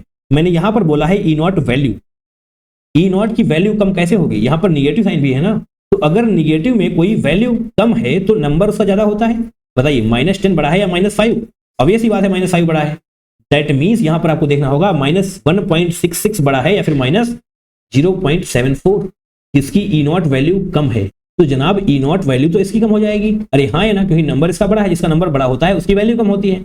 इसका मतलब जनाब एल्यूमिनियम आने वाला है। एल्यूमिनियम बहुत ही बढ़िया रिड्यूसिंग एजेंट होगा क्योंकि इसका E0 वैल्यू सबसे कम है। उसके बाद निगेटिव क्रोमियम आने वाला है। अब बात करते हैं पॉजिटिव की। पॉजिटिव केस में आपको कोई भी गणित नहीं लगाना है, जिसका नंबर कम उसकी वैल्यू भी कम, ठीक है। इसकी वैल्यू कम है, इसकी वैल्यू कम है, दैट मींस उसके बाद क्या आएगा, आयरन आएगा, है ना।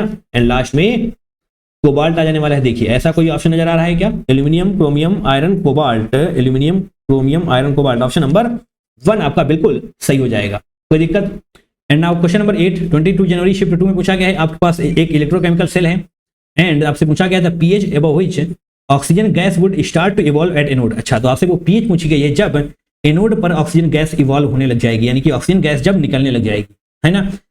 pH का फॉर्मूला क्या होता है, -log H+ की कंसंट्रेशन। तो आपको यहां पर H+ की कंसंट्रेशन पता करनी पड़ेगी, है ना, आप pH तक आसानी से पहुंचाएंगे। एंड ये भी जान लीजिए ऑक्सीजन गैस इवॉल्व होने का मतलब क्या है, E cell is equal to 0 होना चाहिए, that means E cell is equal to E cathode minus E anode होता है।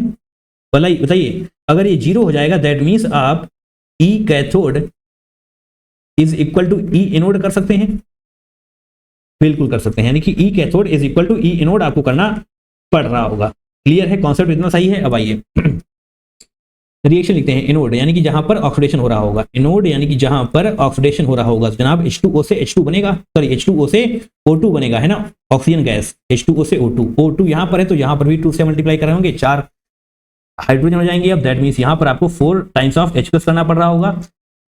4 पॉजिटिव है तो 4 निगेटिव के लिए आप यहां पर 4 इलेक्ट्रॉन कर रहे होंगे, ठीक है। ये रिएक्शन होने वाली है, ऑक्सीडेशन एनोड पर होगी है। रिडक्शन दैट मीन्स कैथोड पर क्या होने वाला है, कैथोड M2 पॉजिटिव 2 इलेक्ट्रॉन्स को गेन करेगा, M सॉलिड में कन्वर्ट हो जाने वाला है। ये कैसा है, M2 positive that means aqueous, and ये भी एक्वस में ही होने वाला है। ये तो आपकी है गैस, ठीक है। ये सारी बातें बहुत इंपॉर्टेंट है। ओके, अब जनाब नर्स्ट इक्वेशन लगाते हैं। नर्स्ट इक्वेशन वाले फॉर्मूले में आपको लिखना पड़ेगा, आइए E एनोड, क्योंकि एनोड से ही मतलब है हमको, E anode is equal to E0 anode minus 0.059 divide by N log 1 divide by, देखेंगे यहाँ पर 1 डिवाइड बाई क्या होने वाला है, M2, सॉरी यहाँ पर ये 4 positive 4H plus and O2 के लिए आपको यहाँ पर O2 गैस है ना, उसके लिए आपको प्रेशर लिखना पड़ेगा, दैट मीन्स प्रेशर आपको दिया हुआ है 1 बार, ठीक है। यहाँ पर आप लिखेंगे PO2, फॉर्मूले आपको याद होने चाहिए, नेक्स्ट इक्वेशन बहुत इंपॉर्टेंट है। H प्लस ऐसे है, पावर में 4 जाएगा क्योंकि जनाब H प्लस के यहाँ पर आपको स्टोइचियोमेट्रिक कोएफिशिएंट 4 लिखा हुआ दिखाई दे रहा होगा, है ना। अब जनाब वैल्यूज को पुट करें, प्रेशर ऑफ ऑक्सीजन गैस कितना है 1 बार, अच्छी बात है। ई नॉट एनोड क्या होने वाला है, ई नॉट एनोड यानी कि जहां पर ऑक्सीडेशन हो रहा है, ये देखिए O2 से H2O, अब आपको ऐसा अगर लग रहा है O2 से H2O लिखा हुआ है, दैट मीन्स जनाब यहाँ पर क्या लिखा हुआ है, स्टैंडर्ड रिडक्शन पोटेंशियल, मैंने यहाँ पर ऑक्सीडेशन लिखा हुआ है इसलिए H2O से O2 बन रहा है, बट रिडक्शन पोटेंशियल यानी कि स्टैंडर्ड रिडक्शन पोटेंशियल केस में O2 से H2O ही होगा, एंड फॉर्मूले में आप रिडक्शन पोटेंशियल ही लिख रहे होते हैं।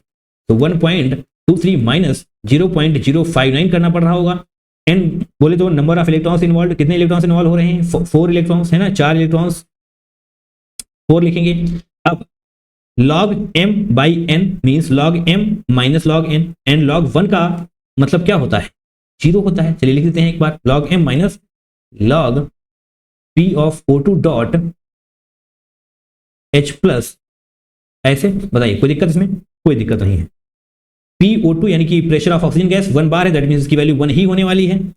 देखिए बहुत ध्यान से सब कुछ करते हुए चल रहे हैं, 0.059 डिवाइडेड बाई 4, log 1 की वैल्यू क्या होती है 0, और ये यहाँ पर क्या है minus log PO2, pressure of oxygen gas 1 बार लिखा हुआ है, दैट मींस इसकी वैल्यू 1 होने वाली है H प्लस, और ये 4 आगे आएगा, जब आप इसको सॉल्व करेंगे तो माइनस साइन आगे आने वाला है, दैट मींस ये माइनस इसको प्लस कर देगा, ठीक है, माइनस माइनस प्लस हो जाएगा, एंड ये 4 आगे आएगा, दैट मींस ऐसे 4 आ जाएगा, and log of H plus की कंसंट्रेशन आपको सिर्फ और सिर्फ इतना बचने वाला है ना। अब 4 से 4 को उड़ा देंगे, यहाँ से 4 से 4 को उड़ा देंगे। अब pH का फॉर्मूला लगाइए, pH इक्वल टू क्या होता है minus log H plus, pH अगर आपको लिखना है तो आपके पास माइनस log H प्लस होना चाहिए, दैट मींस प्लस से आप माइनस कर देंगे अगर 1.23, और प्लस से अगर आप माइनस कर देंगे दैट मींस आपने माइनस साइन कॉमन ले लिया, तो माइनस log H प्लस क्या हो जाएगा, pH हो जाने वाला है। तो आप इन सभी को pH लिख सकते हैं, ये आज की आपकी वैल्यू E एनोड की, है ना। अब आपको बता चुके हैं हम already, cathode is equal to anode होने वाला है, कैथोड यानी कि जहां पर रिडक्शन हो रहा होगा, रिडक्शन कहां पर है M2 पॉजिटिव से M, दैट मींस ये होने वाला है E कैथोड 0.994, तो 0.994 E cathode is equal to E anode, यानी कि 0.994 इज इक्वल टू क्या हो जाएगा 1.23 माइनस 0.059, 1.23 माइनस 0.059 pH, ठीक है, ये हो जाएगा। अब जनाब इसको सॉल्व करिए, ये इधर आएगा, दैट मींस माइनस का हो जाएगा, तो 994 6 यहाँ से चलिए करके देख लेते हैं, थोड़ा गलत हो सकता है, 0.994, तो यहाँ पर जनाब 6 होगा, 12 से 9 यहाँ पर 3 हो जाएगा, 11 से 9 यानी कि यहाँ पर 2 हो जाएगा, 0.236 वो भी माइनस का होगा, माइनस 0.236 कर रहे होंगे, जब आप इसको यहाँ पर लेकर आएंगे तो ये माइनस का हो जाएगा ना, माइनस का हो जाएगा, तो ऐसे का सॉल्व करिए, ठीक। और ये is equal to minus 0.059 divide by pH, जो आप इसको यहाँ पर लेकर आएंगे तो माइनस 0.236 डिवाइड बाई माइनस 0.059 कर रहे होंगे, जब आप इसको सॉल्व करेंगे 160 मान लेंगे, 60 चौके यानी कि पूरा सॉल्व हो रहा होगा, एंड इसकी वैल्यू 4 आने वाली है, that means pH is equal to 4 आ रहा होगा, pH इज इक्वल टू 4 पर आपकी ऑक्सीजन गैस इवॉल्व होने लग जाएगी, तो इसका आंसर क्या होगा 4, है ना। क्वेश्चन बढ़िया है, अच्छा क्वेश्चन है, इलेक्ट्रोकेमिस्ट्री से अच्छे क्वेश्चन पूछे गए, जब जनाब प्रैक्टिस करिए इनकी, है ना। नाउ क्वेश्चन नंबर 9 क्या है, ये 22 जनवरी शिफ्ट में पूछा गया है, आपके पास यहाँ पर इलेक्ट्रोकेमिकल सेल है, टेम्परेचर दिया गया है 298, देख लीजिए ये सेल है आपके पास, if the reaction quotient at a given time is 10 to the power 6, reaction quotient क्या है Q is equal to 10 to the power 6 आपको दिया हुआ है ना, log Q भी बताते हैं आपको नोटिफिकेशन में। देन द सेल EMF, तो आपसे सेल EMF ई सेल आपसे पूछा गया है, standard half cell reduction potential वगैरह आपको दिए हुए हैं, तो सबसे पहले तो आपको हाफ सेल लिखनी पड़ेगी, है ना, एनोड यानी कि जहां पर ऑक्सीडेशन हो रहा होगा, तो जनाब देखिए HSNO2 निगेटिव से आइए HSNO2 निगेटिव से जनाब SNOH थोड़ा सा गैप लेकर ऐसे SNOH होल 6 2 निगेटिव, ये बन रहा होगा, है ना। ये रिएक्शन आई होप आपको याद भी हो चुके होंगे अभी तक करते करते, बैलेंसिंग आप सीखते हैं रेडॉक्स चैप्टर में, है ना। तो जब आप इसको बैलेंस कर रहे होंगे तो आप यहाँ पर OH निगेटिव भी लेकर आएंगे, H2O भी आने वाला है जनाब इस प्रकार से, HSNO2 निगेटिव, SN यहाँ पर है, चलिए SN तो सही है, बैलेंस है, कोई दिक्कत नहीं है SN में, दो निगेटिव यहां पर हैं, दो निगेटिव यहां पर हैं, यहां पर ऑक्सीजन कितनी हो चुकी है, 6 ऑक्सीजन यहां पर हैं, 2 3 यानी कि 6 यहां पर भी होनी चाहिए, दैट मींस अब इसको 3 से मल्टीप्लाई कर रहे होंगे, है ना, 6 ऑक्सीजन हो गई, 2 यहां पर, 3 2 5 और 1 6। निगेटिव चार्ज कितना है, 1 यहां पर है और 3 से मल्टीप्लाई करने के बाद 3 यहां पर, यानी कि 3 और 1 4 निगेटिव चार्ज है रिएक्टेंट साइड, 2 निगेटिव चार्ज है प्रोडक्ट साइड, दैट मींस 2 यहां पर भी होना चाहिए, 2 इलेक्ट्रॉन्स। अब जाकर के निगेटिव चार्ज की बैलेंसिंग हो चुकी है। नाउ कैथोड यानी कि जहां पर रिडक्शन हो रहा होगा, है ना। ऑक्सीडेशन का मतलब क्या होता है, इलेक्ट्रॉन्स को लूज करना। कैथोड का मतलब क्या होता है, इलेक्ट्रॉन्स को गेन करना। Bi2O3 यहां पर ऑक्सीडेशन स्टेट इसकी कम हो रही होगी। तो क्या बन रहा है, Bi2 कहां पे लिखा हुआ है, Bi2O3 से बिस्मथ, है ना। बिस्मथ की यहां पर ऑक्सीडेशन स्टेट 0 है, यहां पर क्या है +3 से 0 यानी कि रिडक्शन, कोई दिक्कत नहीं है। Bi2 है यहां पर, तो ट्वाइस यहां पर भी होना चाहिए, और बैलेंसिंग के लिए आपको यहां पर H2O करना पड़ रहा होगा, तो H2O ऑक्सीजन। अच्छा, ऑक्सीजन कितनी है यहां पर, 3 और 1 4 ऑक्सीजन है यहां पर जनाब, आपको OH निगेटिव करेंगे, तो 4 ऑक्सीजन H एक यहां पर, दैट मीन्स अगर आप यहां पर 3 दूनी 6 और ये 6 कर देंगे तो सही हो जाएगा, है ना। 3 ऑक्सीजन यहां पर, 3 3 6 और 6, सही है, बैलेंसिंग हो चुकी है। चार्ज वगैरह देख लेते हैं, यहां पर कोई चार्ज नहीं, यहां पर 6 निगेटिव, यानी कि यहां पर आपको 6 इलेक्ट्रॉन्स करना पड़ रहा होगा, ठीक है, कोई दिक्कत। तो इतना हो गया। अब आपको ये रिएक्शन अगर सॉल्व करनी है तो आपको यहाँ पर इसको 3 से मल्टीप्लाई करना पड़ रहा होगा, क्यों, क्योंकि ताकि यहाँ पर 6 इलेक्ट्रॉन्स हो सकें, तब जाकर ये कैंसिल आउट हो रही होगी, है ना। तो अगर इसको मल्टीप्लाई करके आप लिखना चाहें तो लिख सकते हैं, बाकी इसको हम बाद में लिख लेंगे जहां पर जरूरत होगी, ठीक है। नेक्स्ट इक्वेशन यानी कि ई सेल जो कि आपसे पूछा गया है is equal to E not cell minus 0.059 का यूज कर सकते हैं क्या हम, हाँ, कुछ दिया नहीं गया है तो आप 0.059 डिवाइड बाई एन लिख रहे होंगे, एंड लॉग क्यू जो कि आपको यहां पर दिया गया है, लॉग कहां पर था, क्यू इक्वल टू 10⁶ हमने लिखा है, बट लिखा कहां पर था, ये लिखा हुआ है रिएक्शन कोशेंट, तो फिलहाल के लिए हम लॉग क्यू ही लिखते हैं, इसकी वैल्यू आपको दी गई है, ध्यान रखिएगा। ई सेल आपको बताना है, ई नॉट सेल कैसे कैलकुलेट करेंगे, ई नॉट सेल होता है E naught cathode minus E naught anode, E not cell is equal to E naught cathode minus E naught anode. Anode पर ऑक्सीडेशन होता है, बट यहाँ पर वैल्यू हम रिडक्शन पोटेंशियल की ही लिख रहे होंगे, स्टैंडर्ड रिडक्शन पोटेंशियल, है ना। ई नॉट कैथोड यानी कि यहाँ पर रिडक्शन हो रहा हो, Bi2 ये रहा, Bi2O3 से Bi, दैट मींस माइनस 0.44, एक बार नेगेटिव साइन लगाएंगे, अब ई नॉट एनोड लिखेंगे, ये रहा माइनस 0.90, इसको जब सॉल्व करेंगे तो ये पूरा हो जाएगा, दैट मींस पॉजिटिव 0.46 आ रहा होगा, है ना, वो भी प्लस का, ठीक है। ई नॉट सेल आप यहां से कैलकुलेट कर सकते हैं, 0.46 लिखिए minus 0.059 divide by number of electrons involve, कितने हो जाएंगे, 6 इलेक्ट्रॉन्स ना, 6 यहां पर, जब आप इसको 3 से मल्टीप्लाई करेंगे तो 6 यहां पर भी आ जाएगा, है ना। तो 6 यहां पर, लॉग 10⁶ आपको यहां पर ऑलरेडी दिया हुआ है रिएक्शन क्वोशिएंट के फॉर्म में, है ना। तो 6 आगे आएगा, लॉग 10 की वैल्यू क्या होती है, 1 होती है, तो यहां पर हम डायरेक्टली ऐसे कर लें, log 10 की वैल्यू 1 हो जाएगी, 6 कैंसिल आउट हो जाएगा, तो 0.46 माइनस 0.059 आप कर रहे होंगे। सॉल्व करिए भैया इसको, यहां पर आएंगे 0.460, 0.059, यहां पर 1 बचेगा, 5 से 5 जाएगा, 0 बचेगा, 4, 0.401, ऐसे ही पूछा गया है क्या, 10⁻⁻1 में पूछा गया, 10⁻⁻1 में पूछा गया, दैट मींस 4 इंटू 10⁻⁻1, आप इसको ऐसे लिख सकते हैं। तो आपका करेक्ट आंसर जो लिखना पड़ रहा होगा आपको, वो यहां पर 4 लिखना पड़ेगा, है ना, ये आपका सही आंसर हो जाने वाला है। ग्रेट, कोई दिक्कत नहीं होनी चाहिए, नेक्स्ट इक्वेशन याद होगी तो चीजें क्लियर हो रही होंगी।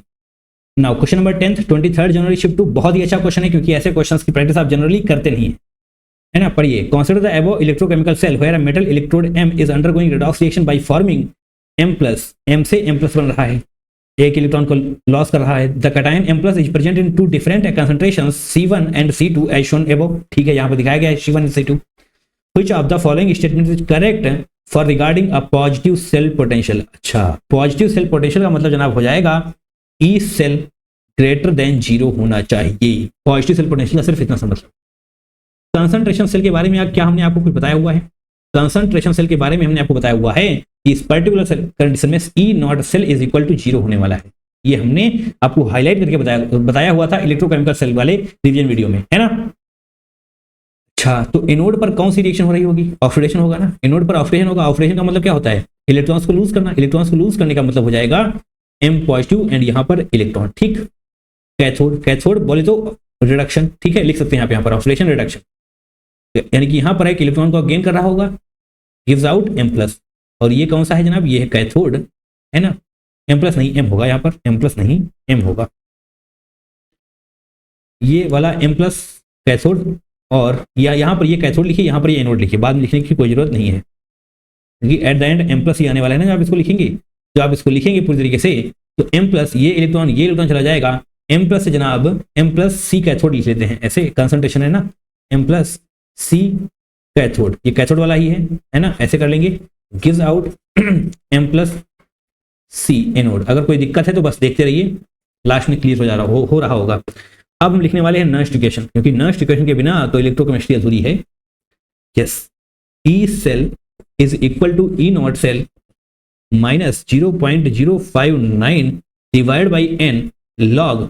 अब जनाब लॉग में आपको क्या लिखना है, ऊपर लिखते हैं आप प्रोडक्ट की कंसंट्रेशन, अगर यहाँ पर लॉग है तो यहाँ पर प्रोडक्ट की कंसंट्रेशन लिखते हैं, डिवाइड बाई रिएक्टेंट की कंसंट्रेशन, है ना, ये लिखते हैं। तो प्रोडक्ट साइड क्या है, एनोड है ना, तो C anode divide by C cathode आप कर रहे होंगे, C anode divided by C cathode करना होगा हमें, कैथोड। ठीक, कोई दिक्कत नहीं। नंबर ऑफ इलेक्ट्रॉन्स 1 होने वाले हैं, क्योंकि 1 ही इलेक्ट्रॉन्स का आदान प्रदान हो रहा है, सिर्फ एक ही इलेक्ट्रॉन है, तो आप n को हटा करके यहाँ पर 0 लिखना चाहें तो लिख सकते हैं। चलिए एक बार n ही लिखा रहने देते हैं, आगे आइए। E नॉट सेल की वैल्यू 0 होती है कंसंट्रेशन सेल के केस में, 0.059 डिवाइड बाई 1 आप करना चाहें तो कर लें, कोई फर्क नहीं पड़ने वाला, log C anode divide by C cathode. अब जरा ध्यान से देखिएगा, यहाँ पर क्या लिखा हुआ है, E सेल, ये सब फालतू का है, 0 और ये 1। अब ध्यान से देखिएगा, आपके पास यहाँ पर निगेटिव भी लिखा हुआ है। आपको क्या चाहिए, आपको चाहिए E सेल ग्रेटर देन 0, यानी कि E सेल पॉजिटिव होना चाहिए। पूरा ध्यान स्क्रीन पे रहे, E सेल अगर आपको ग्रेटर देन 0 यानी कि पॉजिटिव चाहिए, तो उस पर्टिकुलर केस में इसकी वैल्यू क्या होनी चाहिए, किस में होनी चाहिए, निगेटिव में होनी चाहिए। अरे हाँ ना, निगेटिव में होगी तभी तो जनाब निगेटिव पॉजिटिव हो रहा होगा। आपको पॉजिटिव चाहिए, है ना, ये वैल्यू आपको निगेटिव में चाहिए। क्यों चाहिए, क्योंकि निगेटिव पॉजिटिव होना चाहिए। तो अगर जनाब ये वैल्यू आपको निगेटिव चाहिए, तो ये डिनोमिनेटर की वैल्यू बड़ी होनी चाहिए। बोलिए हाँ या ना, डिनोमिनेटर की वैल्यू बड़ी होनी चाहिए। That means C cathode must be greater than C anode, क्योंकि अगर ऐसा नहीं होगा तो ये पूरी वैल्यू निगेटिव में नहीं आएगी, और आई निगेटिव में लाना जरूरी है। तो जब आप ऑप्शंस की तरफ देखेंगे, if C1 is present at cathode, if C2 is present at anode, C1 is present at cathode, okay, तो C cathode C anode। अगर हम यहां पर लिख दें if C1 is present at cathode, तो जनाब C2 will be present at anode, है ना। ध्यान से देखिए, यहां पर कैथोड बड़ा होना चाहिए एनोड से, कैथोड बड़ा होना चाहिए एनोड से। अगर ऐसी कंडीशन है तो जनाब C1 must be greater than C2। बोलो हाँ या ना, कैथोड यानी कि 1, तो C1 must be greater than C2। आइए पहले ऑप्शन में क्या है, if C1 is present at cathode, C1 must be क्या है, C1 बड़ा होना चाहिए ना, C1 बड़ा होना चाहिए। दैट मींस ऑप्शन नंबर 1 आपका गलत हो जाएगा। C1 is present at cathode, ये सही है, ऑप्शन नंबर 3 आपका बिल्कुल सही हो रहा होगा, क्योंकि C1 is greater than C2 होना चाहिए, जो कि आपको यहाँ पर लिखा हुआ दिखाई दे रहा है। ऑप्शन नंबर 2 एंड 4 क्यों गलत हो जाएंगे। ऑप्शन नंबर 2 में क्या है, if C1 is present at anode then C1 greater than C2, नहीं, इसका उल्टा हो जाएगा। अगर C1 एनोड पर होगा, अगर C1 एनोड पर हो जाएगा और C2 कैथोड पर हो जाएगा, तो जनाब यहां पर C1 ग्रेटर देन C2 था, तो यहां पर अब जनाब C2 ग्रेटर देन C1 हो जाना चाहिए, C2 ग्रेटर देन C1 होना चाहिए। तो यानी कि वाला ऑप्शन भी गलत, यहां पर C1 ग्रेटर है and C1 is equal to C2 तो होने से ही रहा। ठीक, ऑप्शन नंबर 3 आपका बिल्कुल सही हो जाएगा।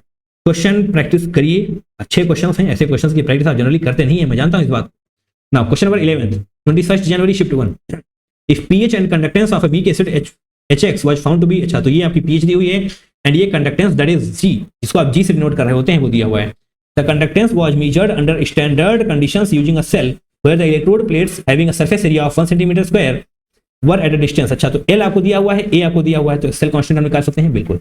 तो आपसे value of limiting molar conductivity पूछी गई, limiting molar conductivity that is lambda m not आपसे पूछा गया है। ये कहां पर दिखाई देता है आपको, लैम्डा m नॉट अल्फा वाले फार्मूले दिखाई देता है। अल्फा फार्मूला क्या होता है, lambda m divide by lambda m not molar conductivity divide by limiting molar conductivity.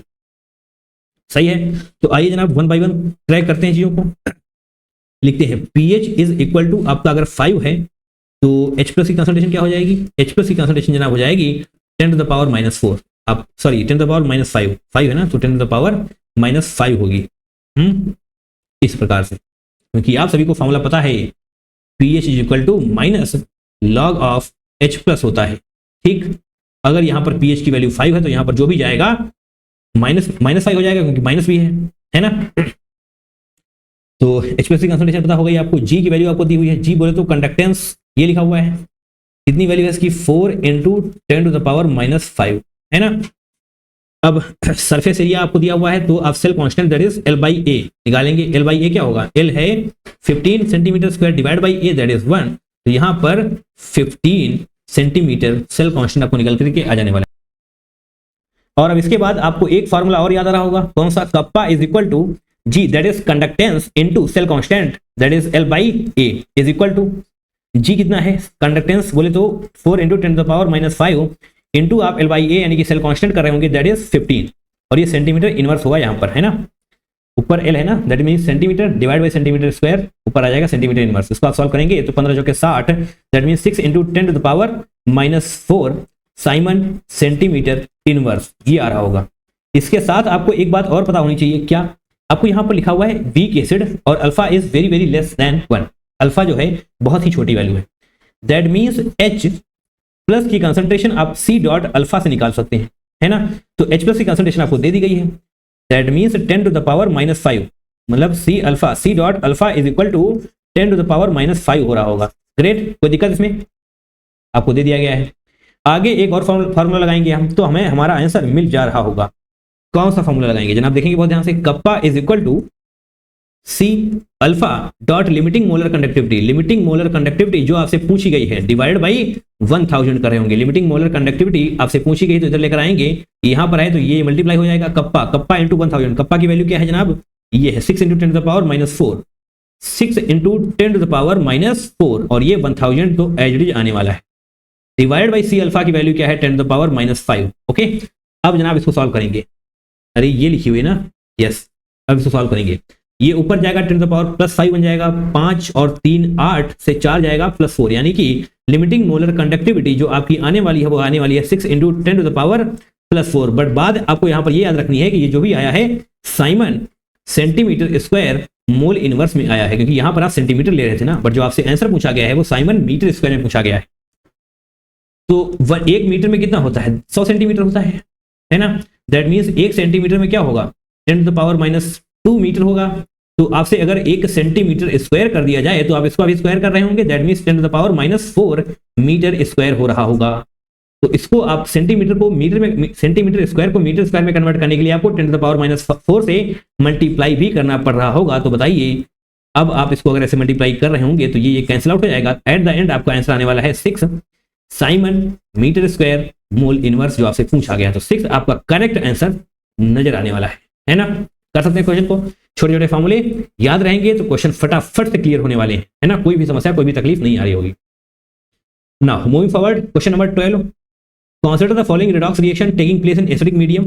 Okay, ये रही आपकी रिएक्शन, आपसे पूछा गया है इफ द नॉन स्टिकेशन of the above balance reaction. अच्छा, तो नॉन स्टिकेशन दे दी गई, आपसे पूछा गया वैल्यू ऑफ एन। ओहो, मतलब आपसे पूछा गया है इस पर्टिकुलर रिएक्शन में कितने इलेक्ट्रॉन्स का आदान प्रदान हो रहा है, कितने इलेक्ट्रॉन्स इन्वॉल्व हैं, वही तो होता है एन।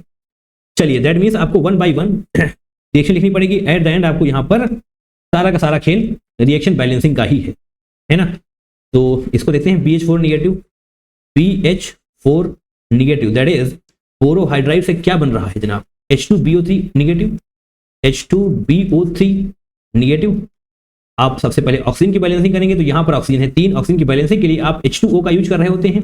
रेडॉक्स रिएक्शन पढ़ा है सब कुछ, 3 ऑक्सीजन है, दैट मीन्स यहाँ पर आपको 3 से मल्टीप्लाई भी करना पड़ रहा होगा। बट जैसे ही आपने किया, आपके पास हाइड्रोजन कितने हो गए, 6 यहाँ पर, 4 यहाँ पर, 4 10 हाइड्रोजन हो गए यहाँ पर H2BO3। दैट मीन्स आप यहाँ पर इसको बैलेंसिंग के लिए यहाँ पर 5 मत कर देना, अगर यहाँ पर आपने 5 कर दिया तो फिर से ऑक्सीजन बढ़ जाएंगे।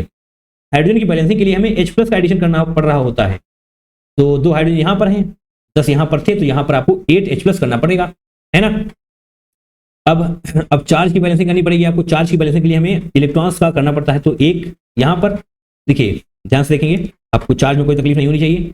1 निगेटिव है यहाँ पर और 8 पॉजिटिव हैं, 8 पॉजिटिव दैट मीन्स +7 आपका प्रोडक्ट साइड है। बट यहाँ पर कितना है, -1, ठीक है, -1। आप इलेक्ट्रॉन्स को ऐड कर सकते हैं, तो अगर यहाँ पर -1 है तो यहाँ पर कितने इलेक्ट्रॉन ऐड किए जाएं, यहाँ पर भी -1 ही आ रहा हो। दैट मीन्स 8 इलेक्ट्रॉन, अगर आप 8 इलेक्ट्रॉन ऐड कर देंगे, -8 कर देंगे, तो -8 + 7 कितना होगा, -1 ना, -1 यहाँ पर। दैट मीन्स आपको 8 इलेक्ट्रॉन्स यानी कि 8 इलेक्ट्रॉन्स का एडिशन करना पड़ रहा होगा product side.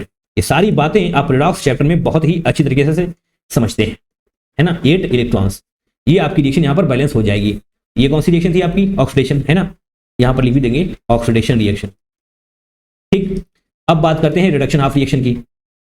Reduction half reaction की बात करने वाले हैं हम। अरे रिडॉक्स है ना, तो एक ऑक्सीडेशन दूसरा रिडक्शन। ClO3 निगेटिव से Cl निगेटिव बन रहा होगा, ClO3 निगेटिव से Cl निगेटिव बन रहा होगा, है ना। ओके, 3 यहाँ पर है ऑक्सीजन, दैट मीन्स आपको 3H2O यहाँ पर करना पड़ेगा, तभी जाकर के ऑक्सीजन की बैलेंसिंग हो पाएगी। 6 हाइड्रोजन यहाँ पर हो गए हैं, यहाँ पर कोई हाइड्रोजन नहीं है, दैट मीन्स 6H+ आपको करना पड़ रहा होगा। अरे बोलो यार, है ना। अब बैलेंसिंग करते हैं चार्ज की, तो 6 पॉजिटिव 1 यानी कि यहाँ पर 5 पॉजिटिव है ना। इस तरफ आएंगे, एक निगेटिव, दैट मीन्स यहाँ पर एक निगेटिव यहाँ पर है, दैट मीन्स यहाँ पर आपको +6 इलेक्ट्रॉन्स करना पड़ रहा होगा। जब आप +6 इलेक्ट्रॉन्स करेंगे ऐसे, तो आपको -1 यहाँ पर भी नजर आ रहा होगा, है ना।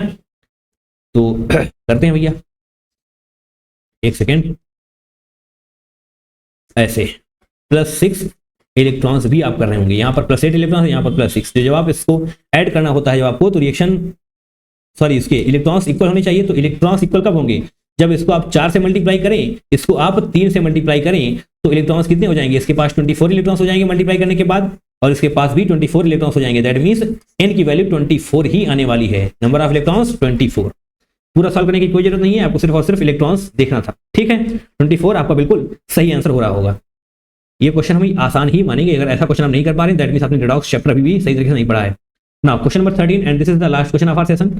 24 January shift 1 electricity is passed through an acidic solution of Cu2+ till all the Cu2+ was exhausted। अच्छा, Cu2+ जब तक ये सारे खत्म नहीं हो जाएंगे तब तक हम इलेक्ट्रिसिटी पास करते रहेंगे, leading to the deposition of 300 mg of Cu metal. अच्छा, तो 300 मिलीग्राम ऑफ कॉपर मेटल का डिपोजिशन हो रहा है इस वजह से। However, a 600 milliampere was continued to pass through the same solution for another 28 minutes by keeping the total volume of the solution fixed at 200 ml। Solution को हमने fix रखा है 200 ml पर, और हमने मतलब डिपोजिशन होने के बाद भी 600 मिली एम्पियर की करंट पास की है 28 मिनट्स तक। ठीक, the total volume of oxygen evolve eight HTP during the entire process. तो इस पूरी प्रोसेस के दौरान कितना वॉल्यूम ऑफ ऑक्सीजन इवॉल्व हुआ है एट एचटीपी, आपसे ये पूछा गया है। तो एक बहुत ही अच्छा क्वेश्चन आपकी आंखों के सामने है। आपको वॉल्यूम पता करने के लिए सबसे पहले मोल्स पता करने पड़ेंगे। ओके, ठीक है। तो कैथोड पर कौन सी रिएक्शन होगी? पहले तो आपको ये पता होना चाहिए कैथोड पर क्या होता है, रिडक्शन होता है। और आपकी आंखों के सामने बिल्कुल लिखा हुआ है कॉपर 2 पॉजिटिव को जब तक कॉपर 2 पॉजिटिव पूरी तरीके से खत्म नहीं हो जाएंगे तब तक कि आप इलेक्ट्रिसिटी पास कर रहे हैं। दैट मींस Cu2 पॉजिटिव तो इलेक्ट्रॉन को गेन करके कॉपर मेटल में कन्वर्ट हो रहा होगा। ठीक, अब एनोड पर कौन सी रिएक्शन होने वाली है? एनोड पर जनाब आपका जो ये वाटर है ना, वाटर ऑक्सीडाइज हो जाएगा ऑक्सीजन में कन्वर्ट होने के लिए। ठीक, H2O कन्वर्ट हो रहा होगा ऑक्सीजन में, that means H2O gives out O2। यहाँ पर O2 है तो यहाँ पर भी ट्वाइस आप करेंगे O2 के लिए। तो अब यहाँ पर 4 हाइड्रोजन हो चुके हैं, तो 4H+ आप यहाँ पर करेंगे। 4H+ जैसे हुए तो आपको 4 इलेक्ट्रॉन भी करना पड़ेगा चार्ज बैलेंसिंग करने के लिए। यहाँ पर 4 पॉजिटिव है, यहाँ पर कोई पॉजिटिव नहीं है, दैट मीन्स 4 इलेक्ट्रॉन आपको यहाँ पर ऐड करने पड़ेंगे। ये हो जाएगी आपकी कौन सी रिएक्शन है? एनोड रिएक्शन है ना, एनोड हाफ रिएक्शन। इसको आप 2 से मल्टीप्लाई करेंगे, क्यों करेंगे? क्योंकि 4 इलेक्ट्रॉन है। तो जनाब twice of Cu2+ plus 4 electron gives out twice of copper metal, है ना। ये सॉलिड भी आप यहाँ पर लिख देंगे ऐसे। ठीक, अब आपके 4 इलेक्ट्रॉन हो चुके हैं। अब आप इसको बहुत ध्यान से देखिए, आपको समझ में आ रहा होगा। क्या समझ में आ रहा होगा? 1 मोल O2 प्रोड्यूस करने के लिए आपको 4 मोल इलेक्ट्रॉन एंड 2 मोल Cu2+ की जरूरत आपको पड़ रही है। बताइए, कोई समस्या?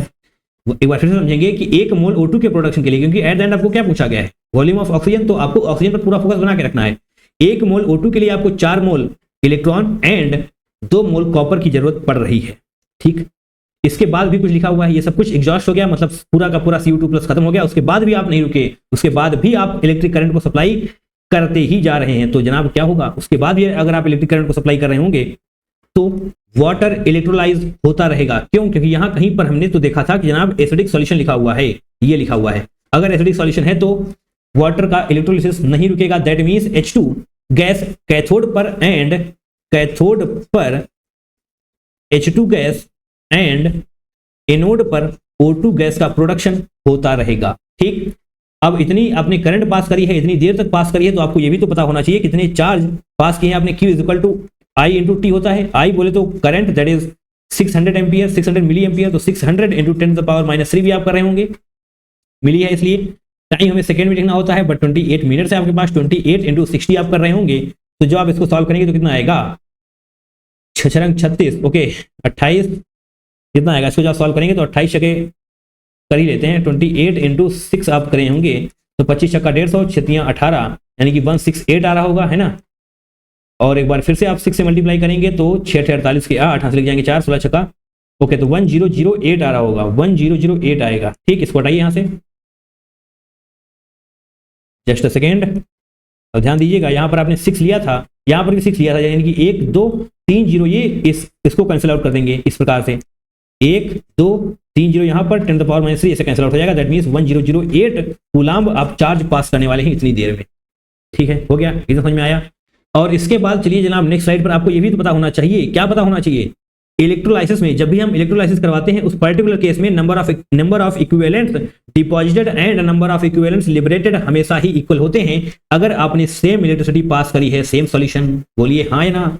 अगर आप लिखना चाहें तो लिख सकते हैं यहाँ पर, क्या equivalent of copper is equal to equivalent of O2। Copper deposit हो रही है, O2 इवॉल्व हो रहा है, आप सभी को पता होना चाहिए। इन इलेक्ट्रोलाइसिस पूरा लिख दें क्या हम, चलिए लिख देते हैं, in electrolysis the number of equivalents deposited, the number of, अर्थात राइटिंग देख लीजिएगा, number of equivalents deposited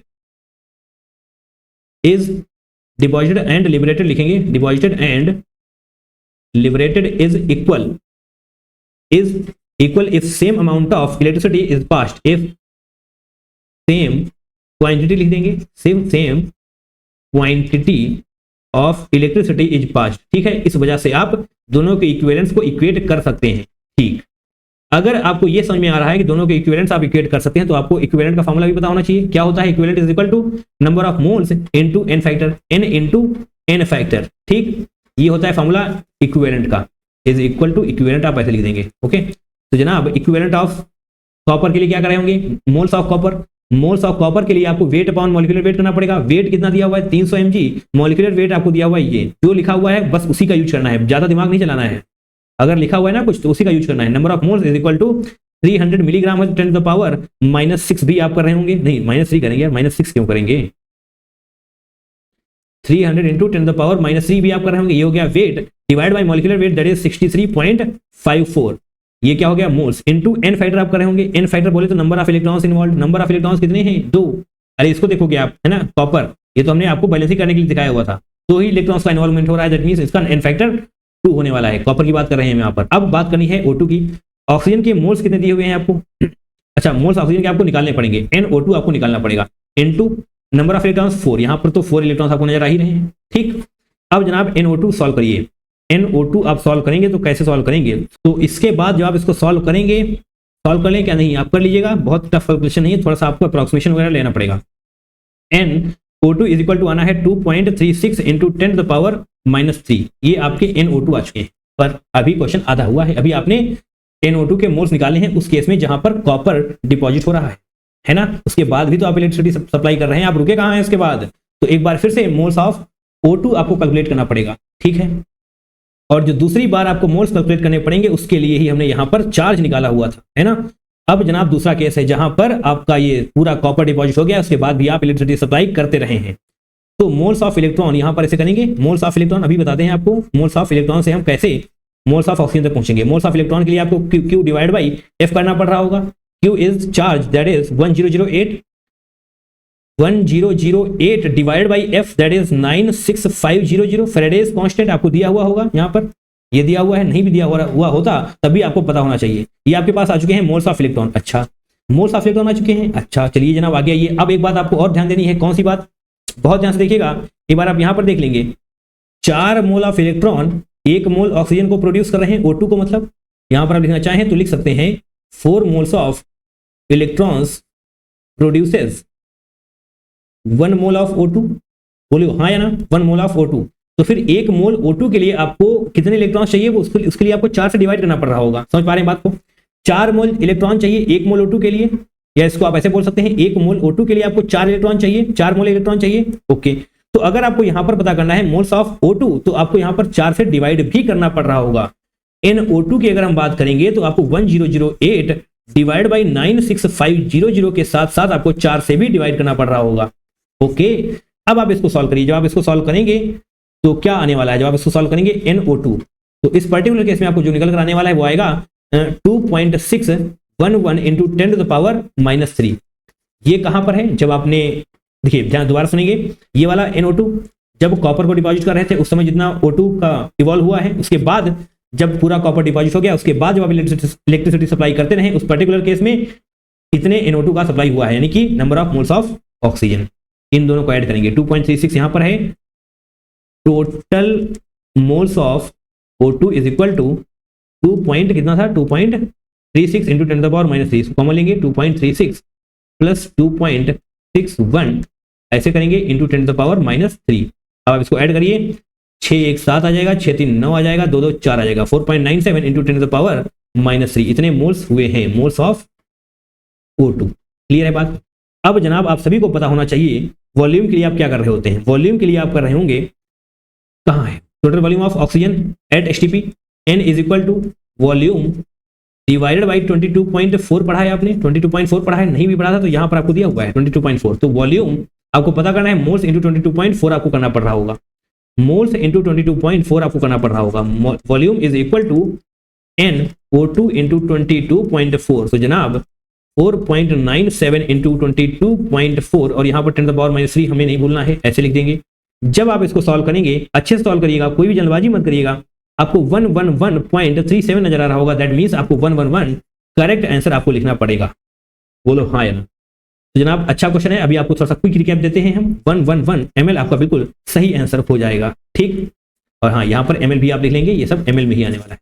alright, सारी बातें आपको अच्छी तरीके से समझ में आनी चाहिए, ठीक है। ml में कन्वर्ट करने के लिए आपको 10⁻³ से मल्टीप्लाई भी यहाँ पर करना पड़ रहा होगा, ठीक है। क्यों कर रहे हैं हम यहाँ पर, लीटर टू ml के लिए। ऑलराइट, चलिए एक बार फिर से आपको थोड़ा सा एक्सप्लेन करते हैं हम। आपके पास एसिडिक सॉल्यूशन है, आप उसमें से इलेक्ट्रिसिटी पास कर रहे हैं, पहली बार आपने इलेक्ट्रिसिटी पास करी, जब तब तक पास करी जब तक कि Cu2+ कॉपर में कन्वर्ट नहीं हो रहा है, ठीक है। जब वो पूरा खत्म हो गया उसके बाद भी आप नहीं रुके, उसके बाद भी आप लगे हुए हैं, इलेक्ट्रिसिटी सप्लाई कर रहे हैं, ठीक है। और वहाँ जो कॉपर डिपॉजिट हुआ था वो कितना था, 300 mg ऑफ कॉपर मेटल, ठीक। उसके बाद भी आप इलेक्ट्रिसिटी सप्लाई कर रहे हैं, कितनी देर तक, 28 मिनट्स तक। वॉल्यूम को आपने फिक्स रखा है 200 ml तक, है ना। तो आपसे पूछा गया है कितने वॉल्यूम ऑफ ऑक्सीजन का इवॉल्व होने वाला है, दैट मीन्स आपको मोल्स ऑफ ऑक्सीजन का इवॉल्वमेंट निकालना पड़ेगा। तो दो केसेस बनेंगे, पहली बार में जो बनेगा उसको हम इस प्रकार से सॉल्व करेंगे, equivalent of copper is going to be equivalent of O2, क्यों, क्योंकि यहाँ पर लिखा हुआ है इलेक्ट्रोलाइसिस के दौरान number of equivalent deposited and liberated is equal if same quantity of electricity is passed. तो आप इस प्रकार से इक्वेट कर पा रहे होंगे, इक्विवेलेंट का मतलब होता है मोल्स इंटू n फैक्टर, तो इस फॉर्मूले का आप लगाइए, NO2 आपको निकल करके आ जाने वाले हैं। उसके बाद जब आपने इलेक्ट्रिसिटी सप्लाई करना जारी रखा तो उसके लिए आपको Q is equal to IT, charge पता करना पड़ेगा। क्यों पता करना पड़ेगा, क्योंकि हमें इस वाले फॉर्मूले का यूज करना है, ठीक है। तो दोनों केसेस में जो आपको मोल्स ऑफ O2 निकल करके आने वाले हैं उनको आप ऐड करेंगे, उसके बाद वॉल्यूम में कन्वर्ट कर देंगे, तो हमें हमारा आंसर चमकता हुआ नजर आ रहा होगा। बेहद ही शानदार क्वेश्चन है, प्रैक्टिस करिए इसकी, आपको बहुत ज्यादा फायदा हो रहा होगा, है ना। इसी के साथ हमारा वीडियो समाप्त होता है। 13 क्वेश्चन आपने हमारे साथ बैठकर प्रैक्टिस किए, इसके लिए आप सभी का थैंक यू सो मच, आप सभी का बहुत बहुत धन्यवाद। Thank you so much from the bottom of the heart. इसी प्रकार से वीडियोस देखते रहिए, PYQs की प्रैक्टिस करते रहिए, आपको बहुत ज्यादा बेनिफिट हो रहा होगा, ठीक है। अगर अभी तक आपने हमारे चैनल को सब्सक्राइब नहीं किया तो कर लें, आपको बहुत बेनिफिट हो रहा होगा। चलिए मिलेंगे इस दूसरे वीडियो में, till then take care, tata bye bye and I love you all.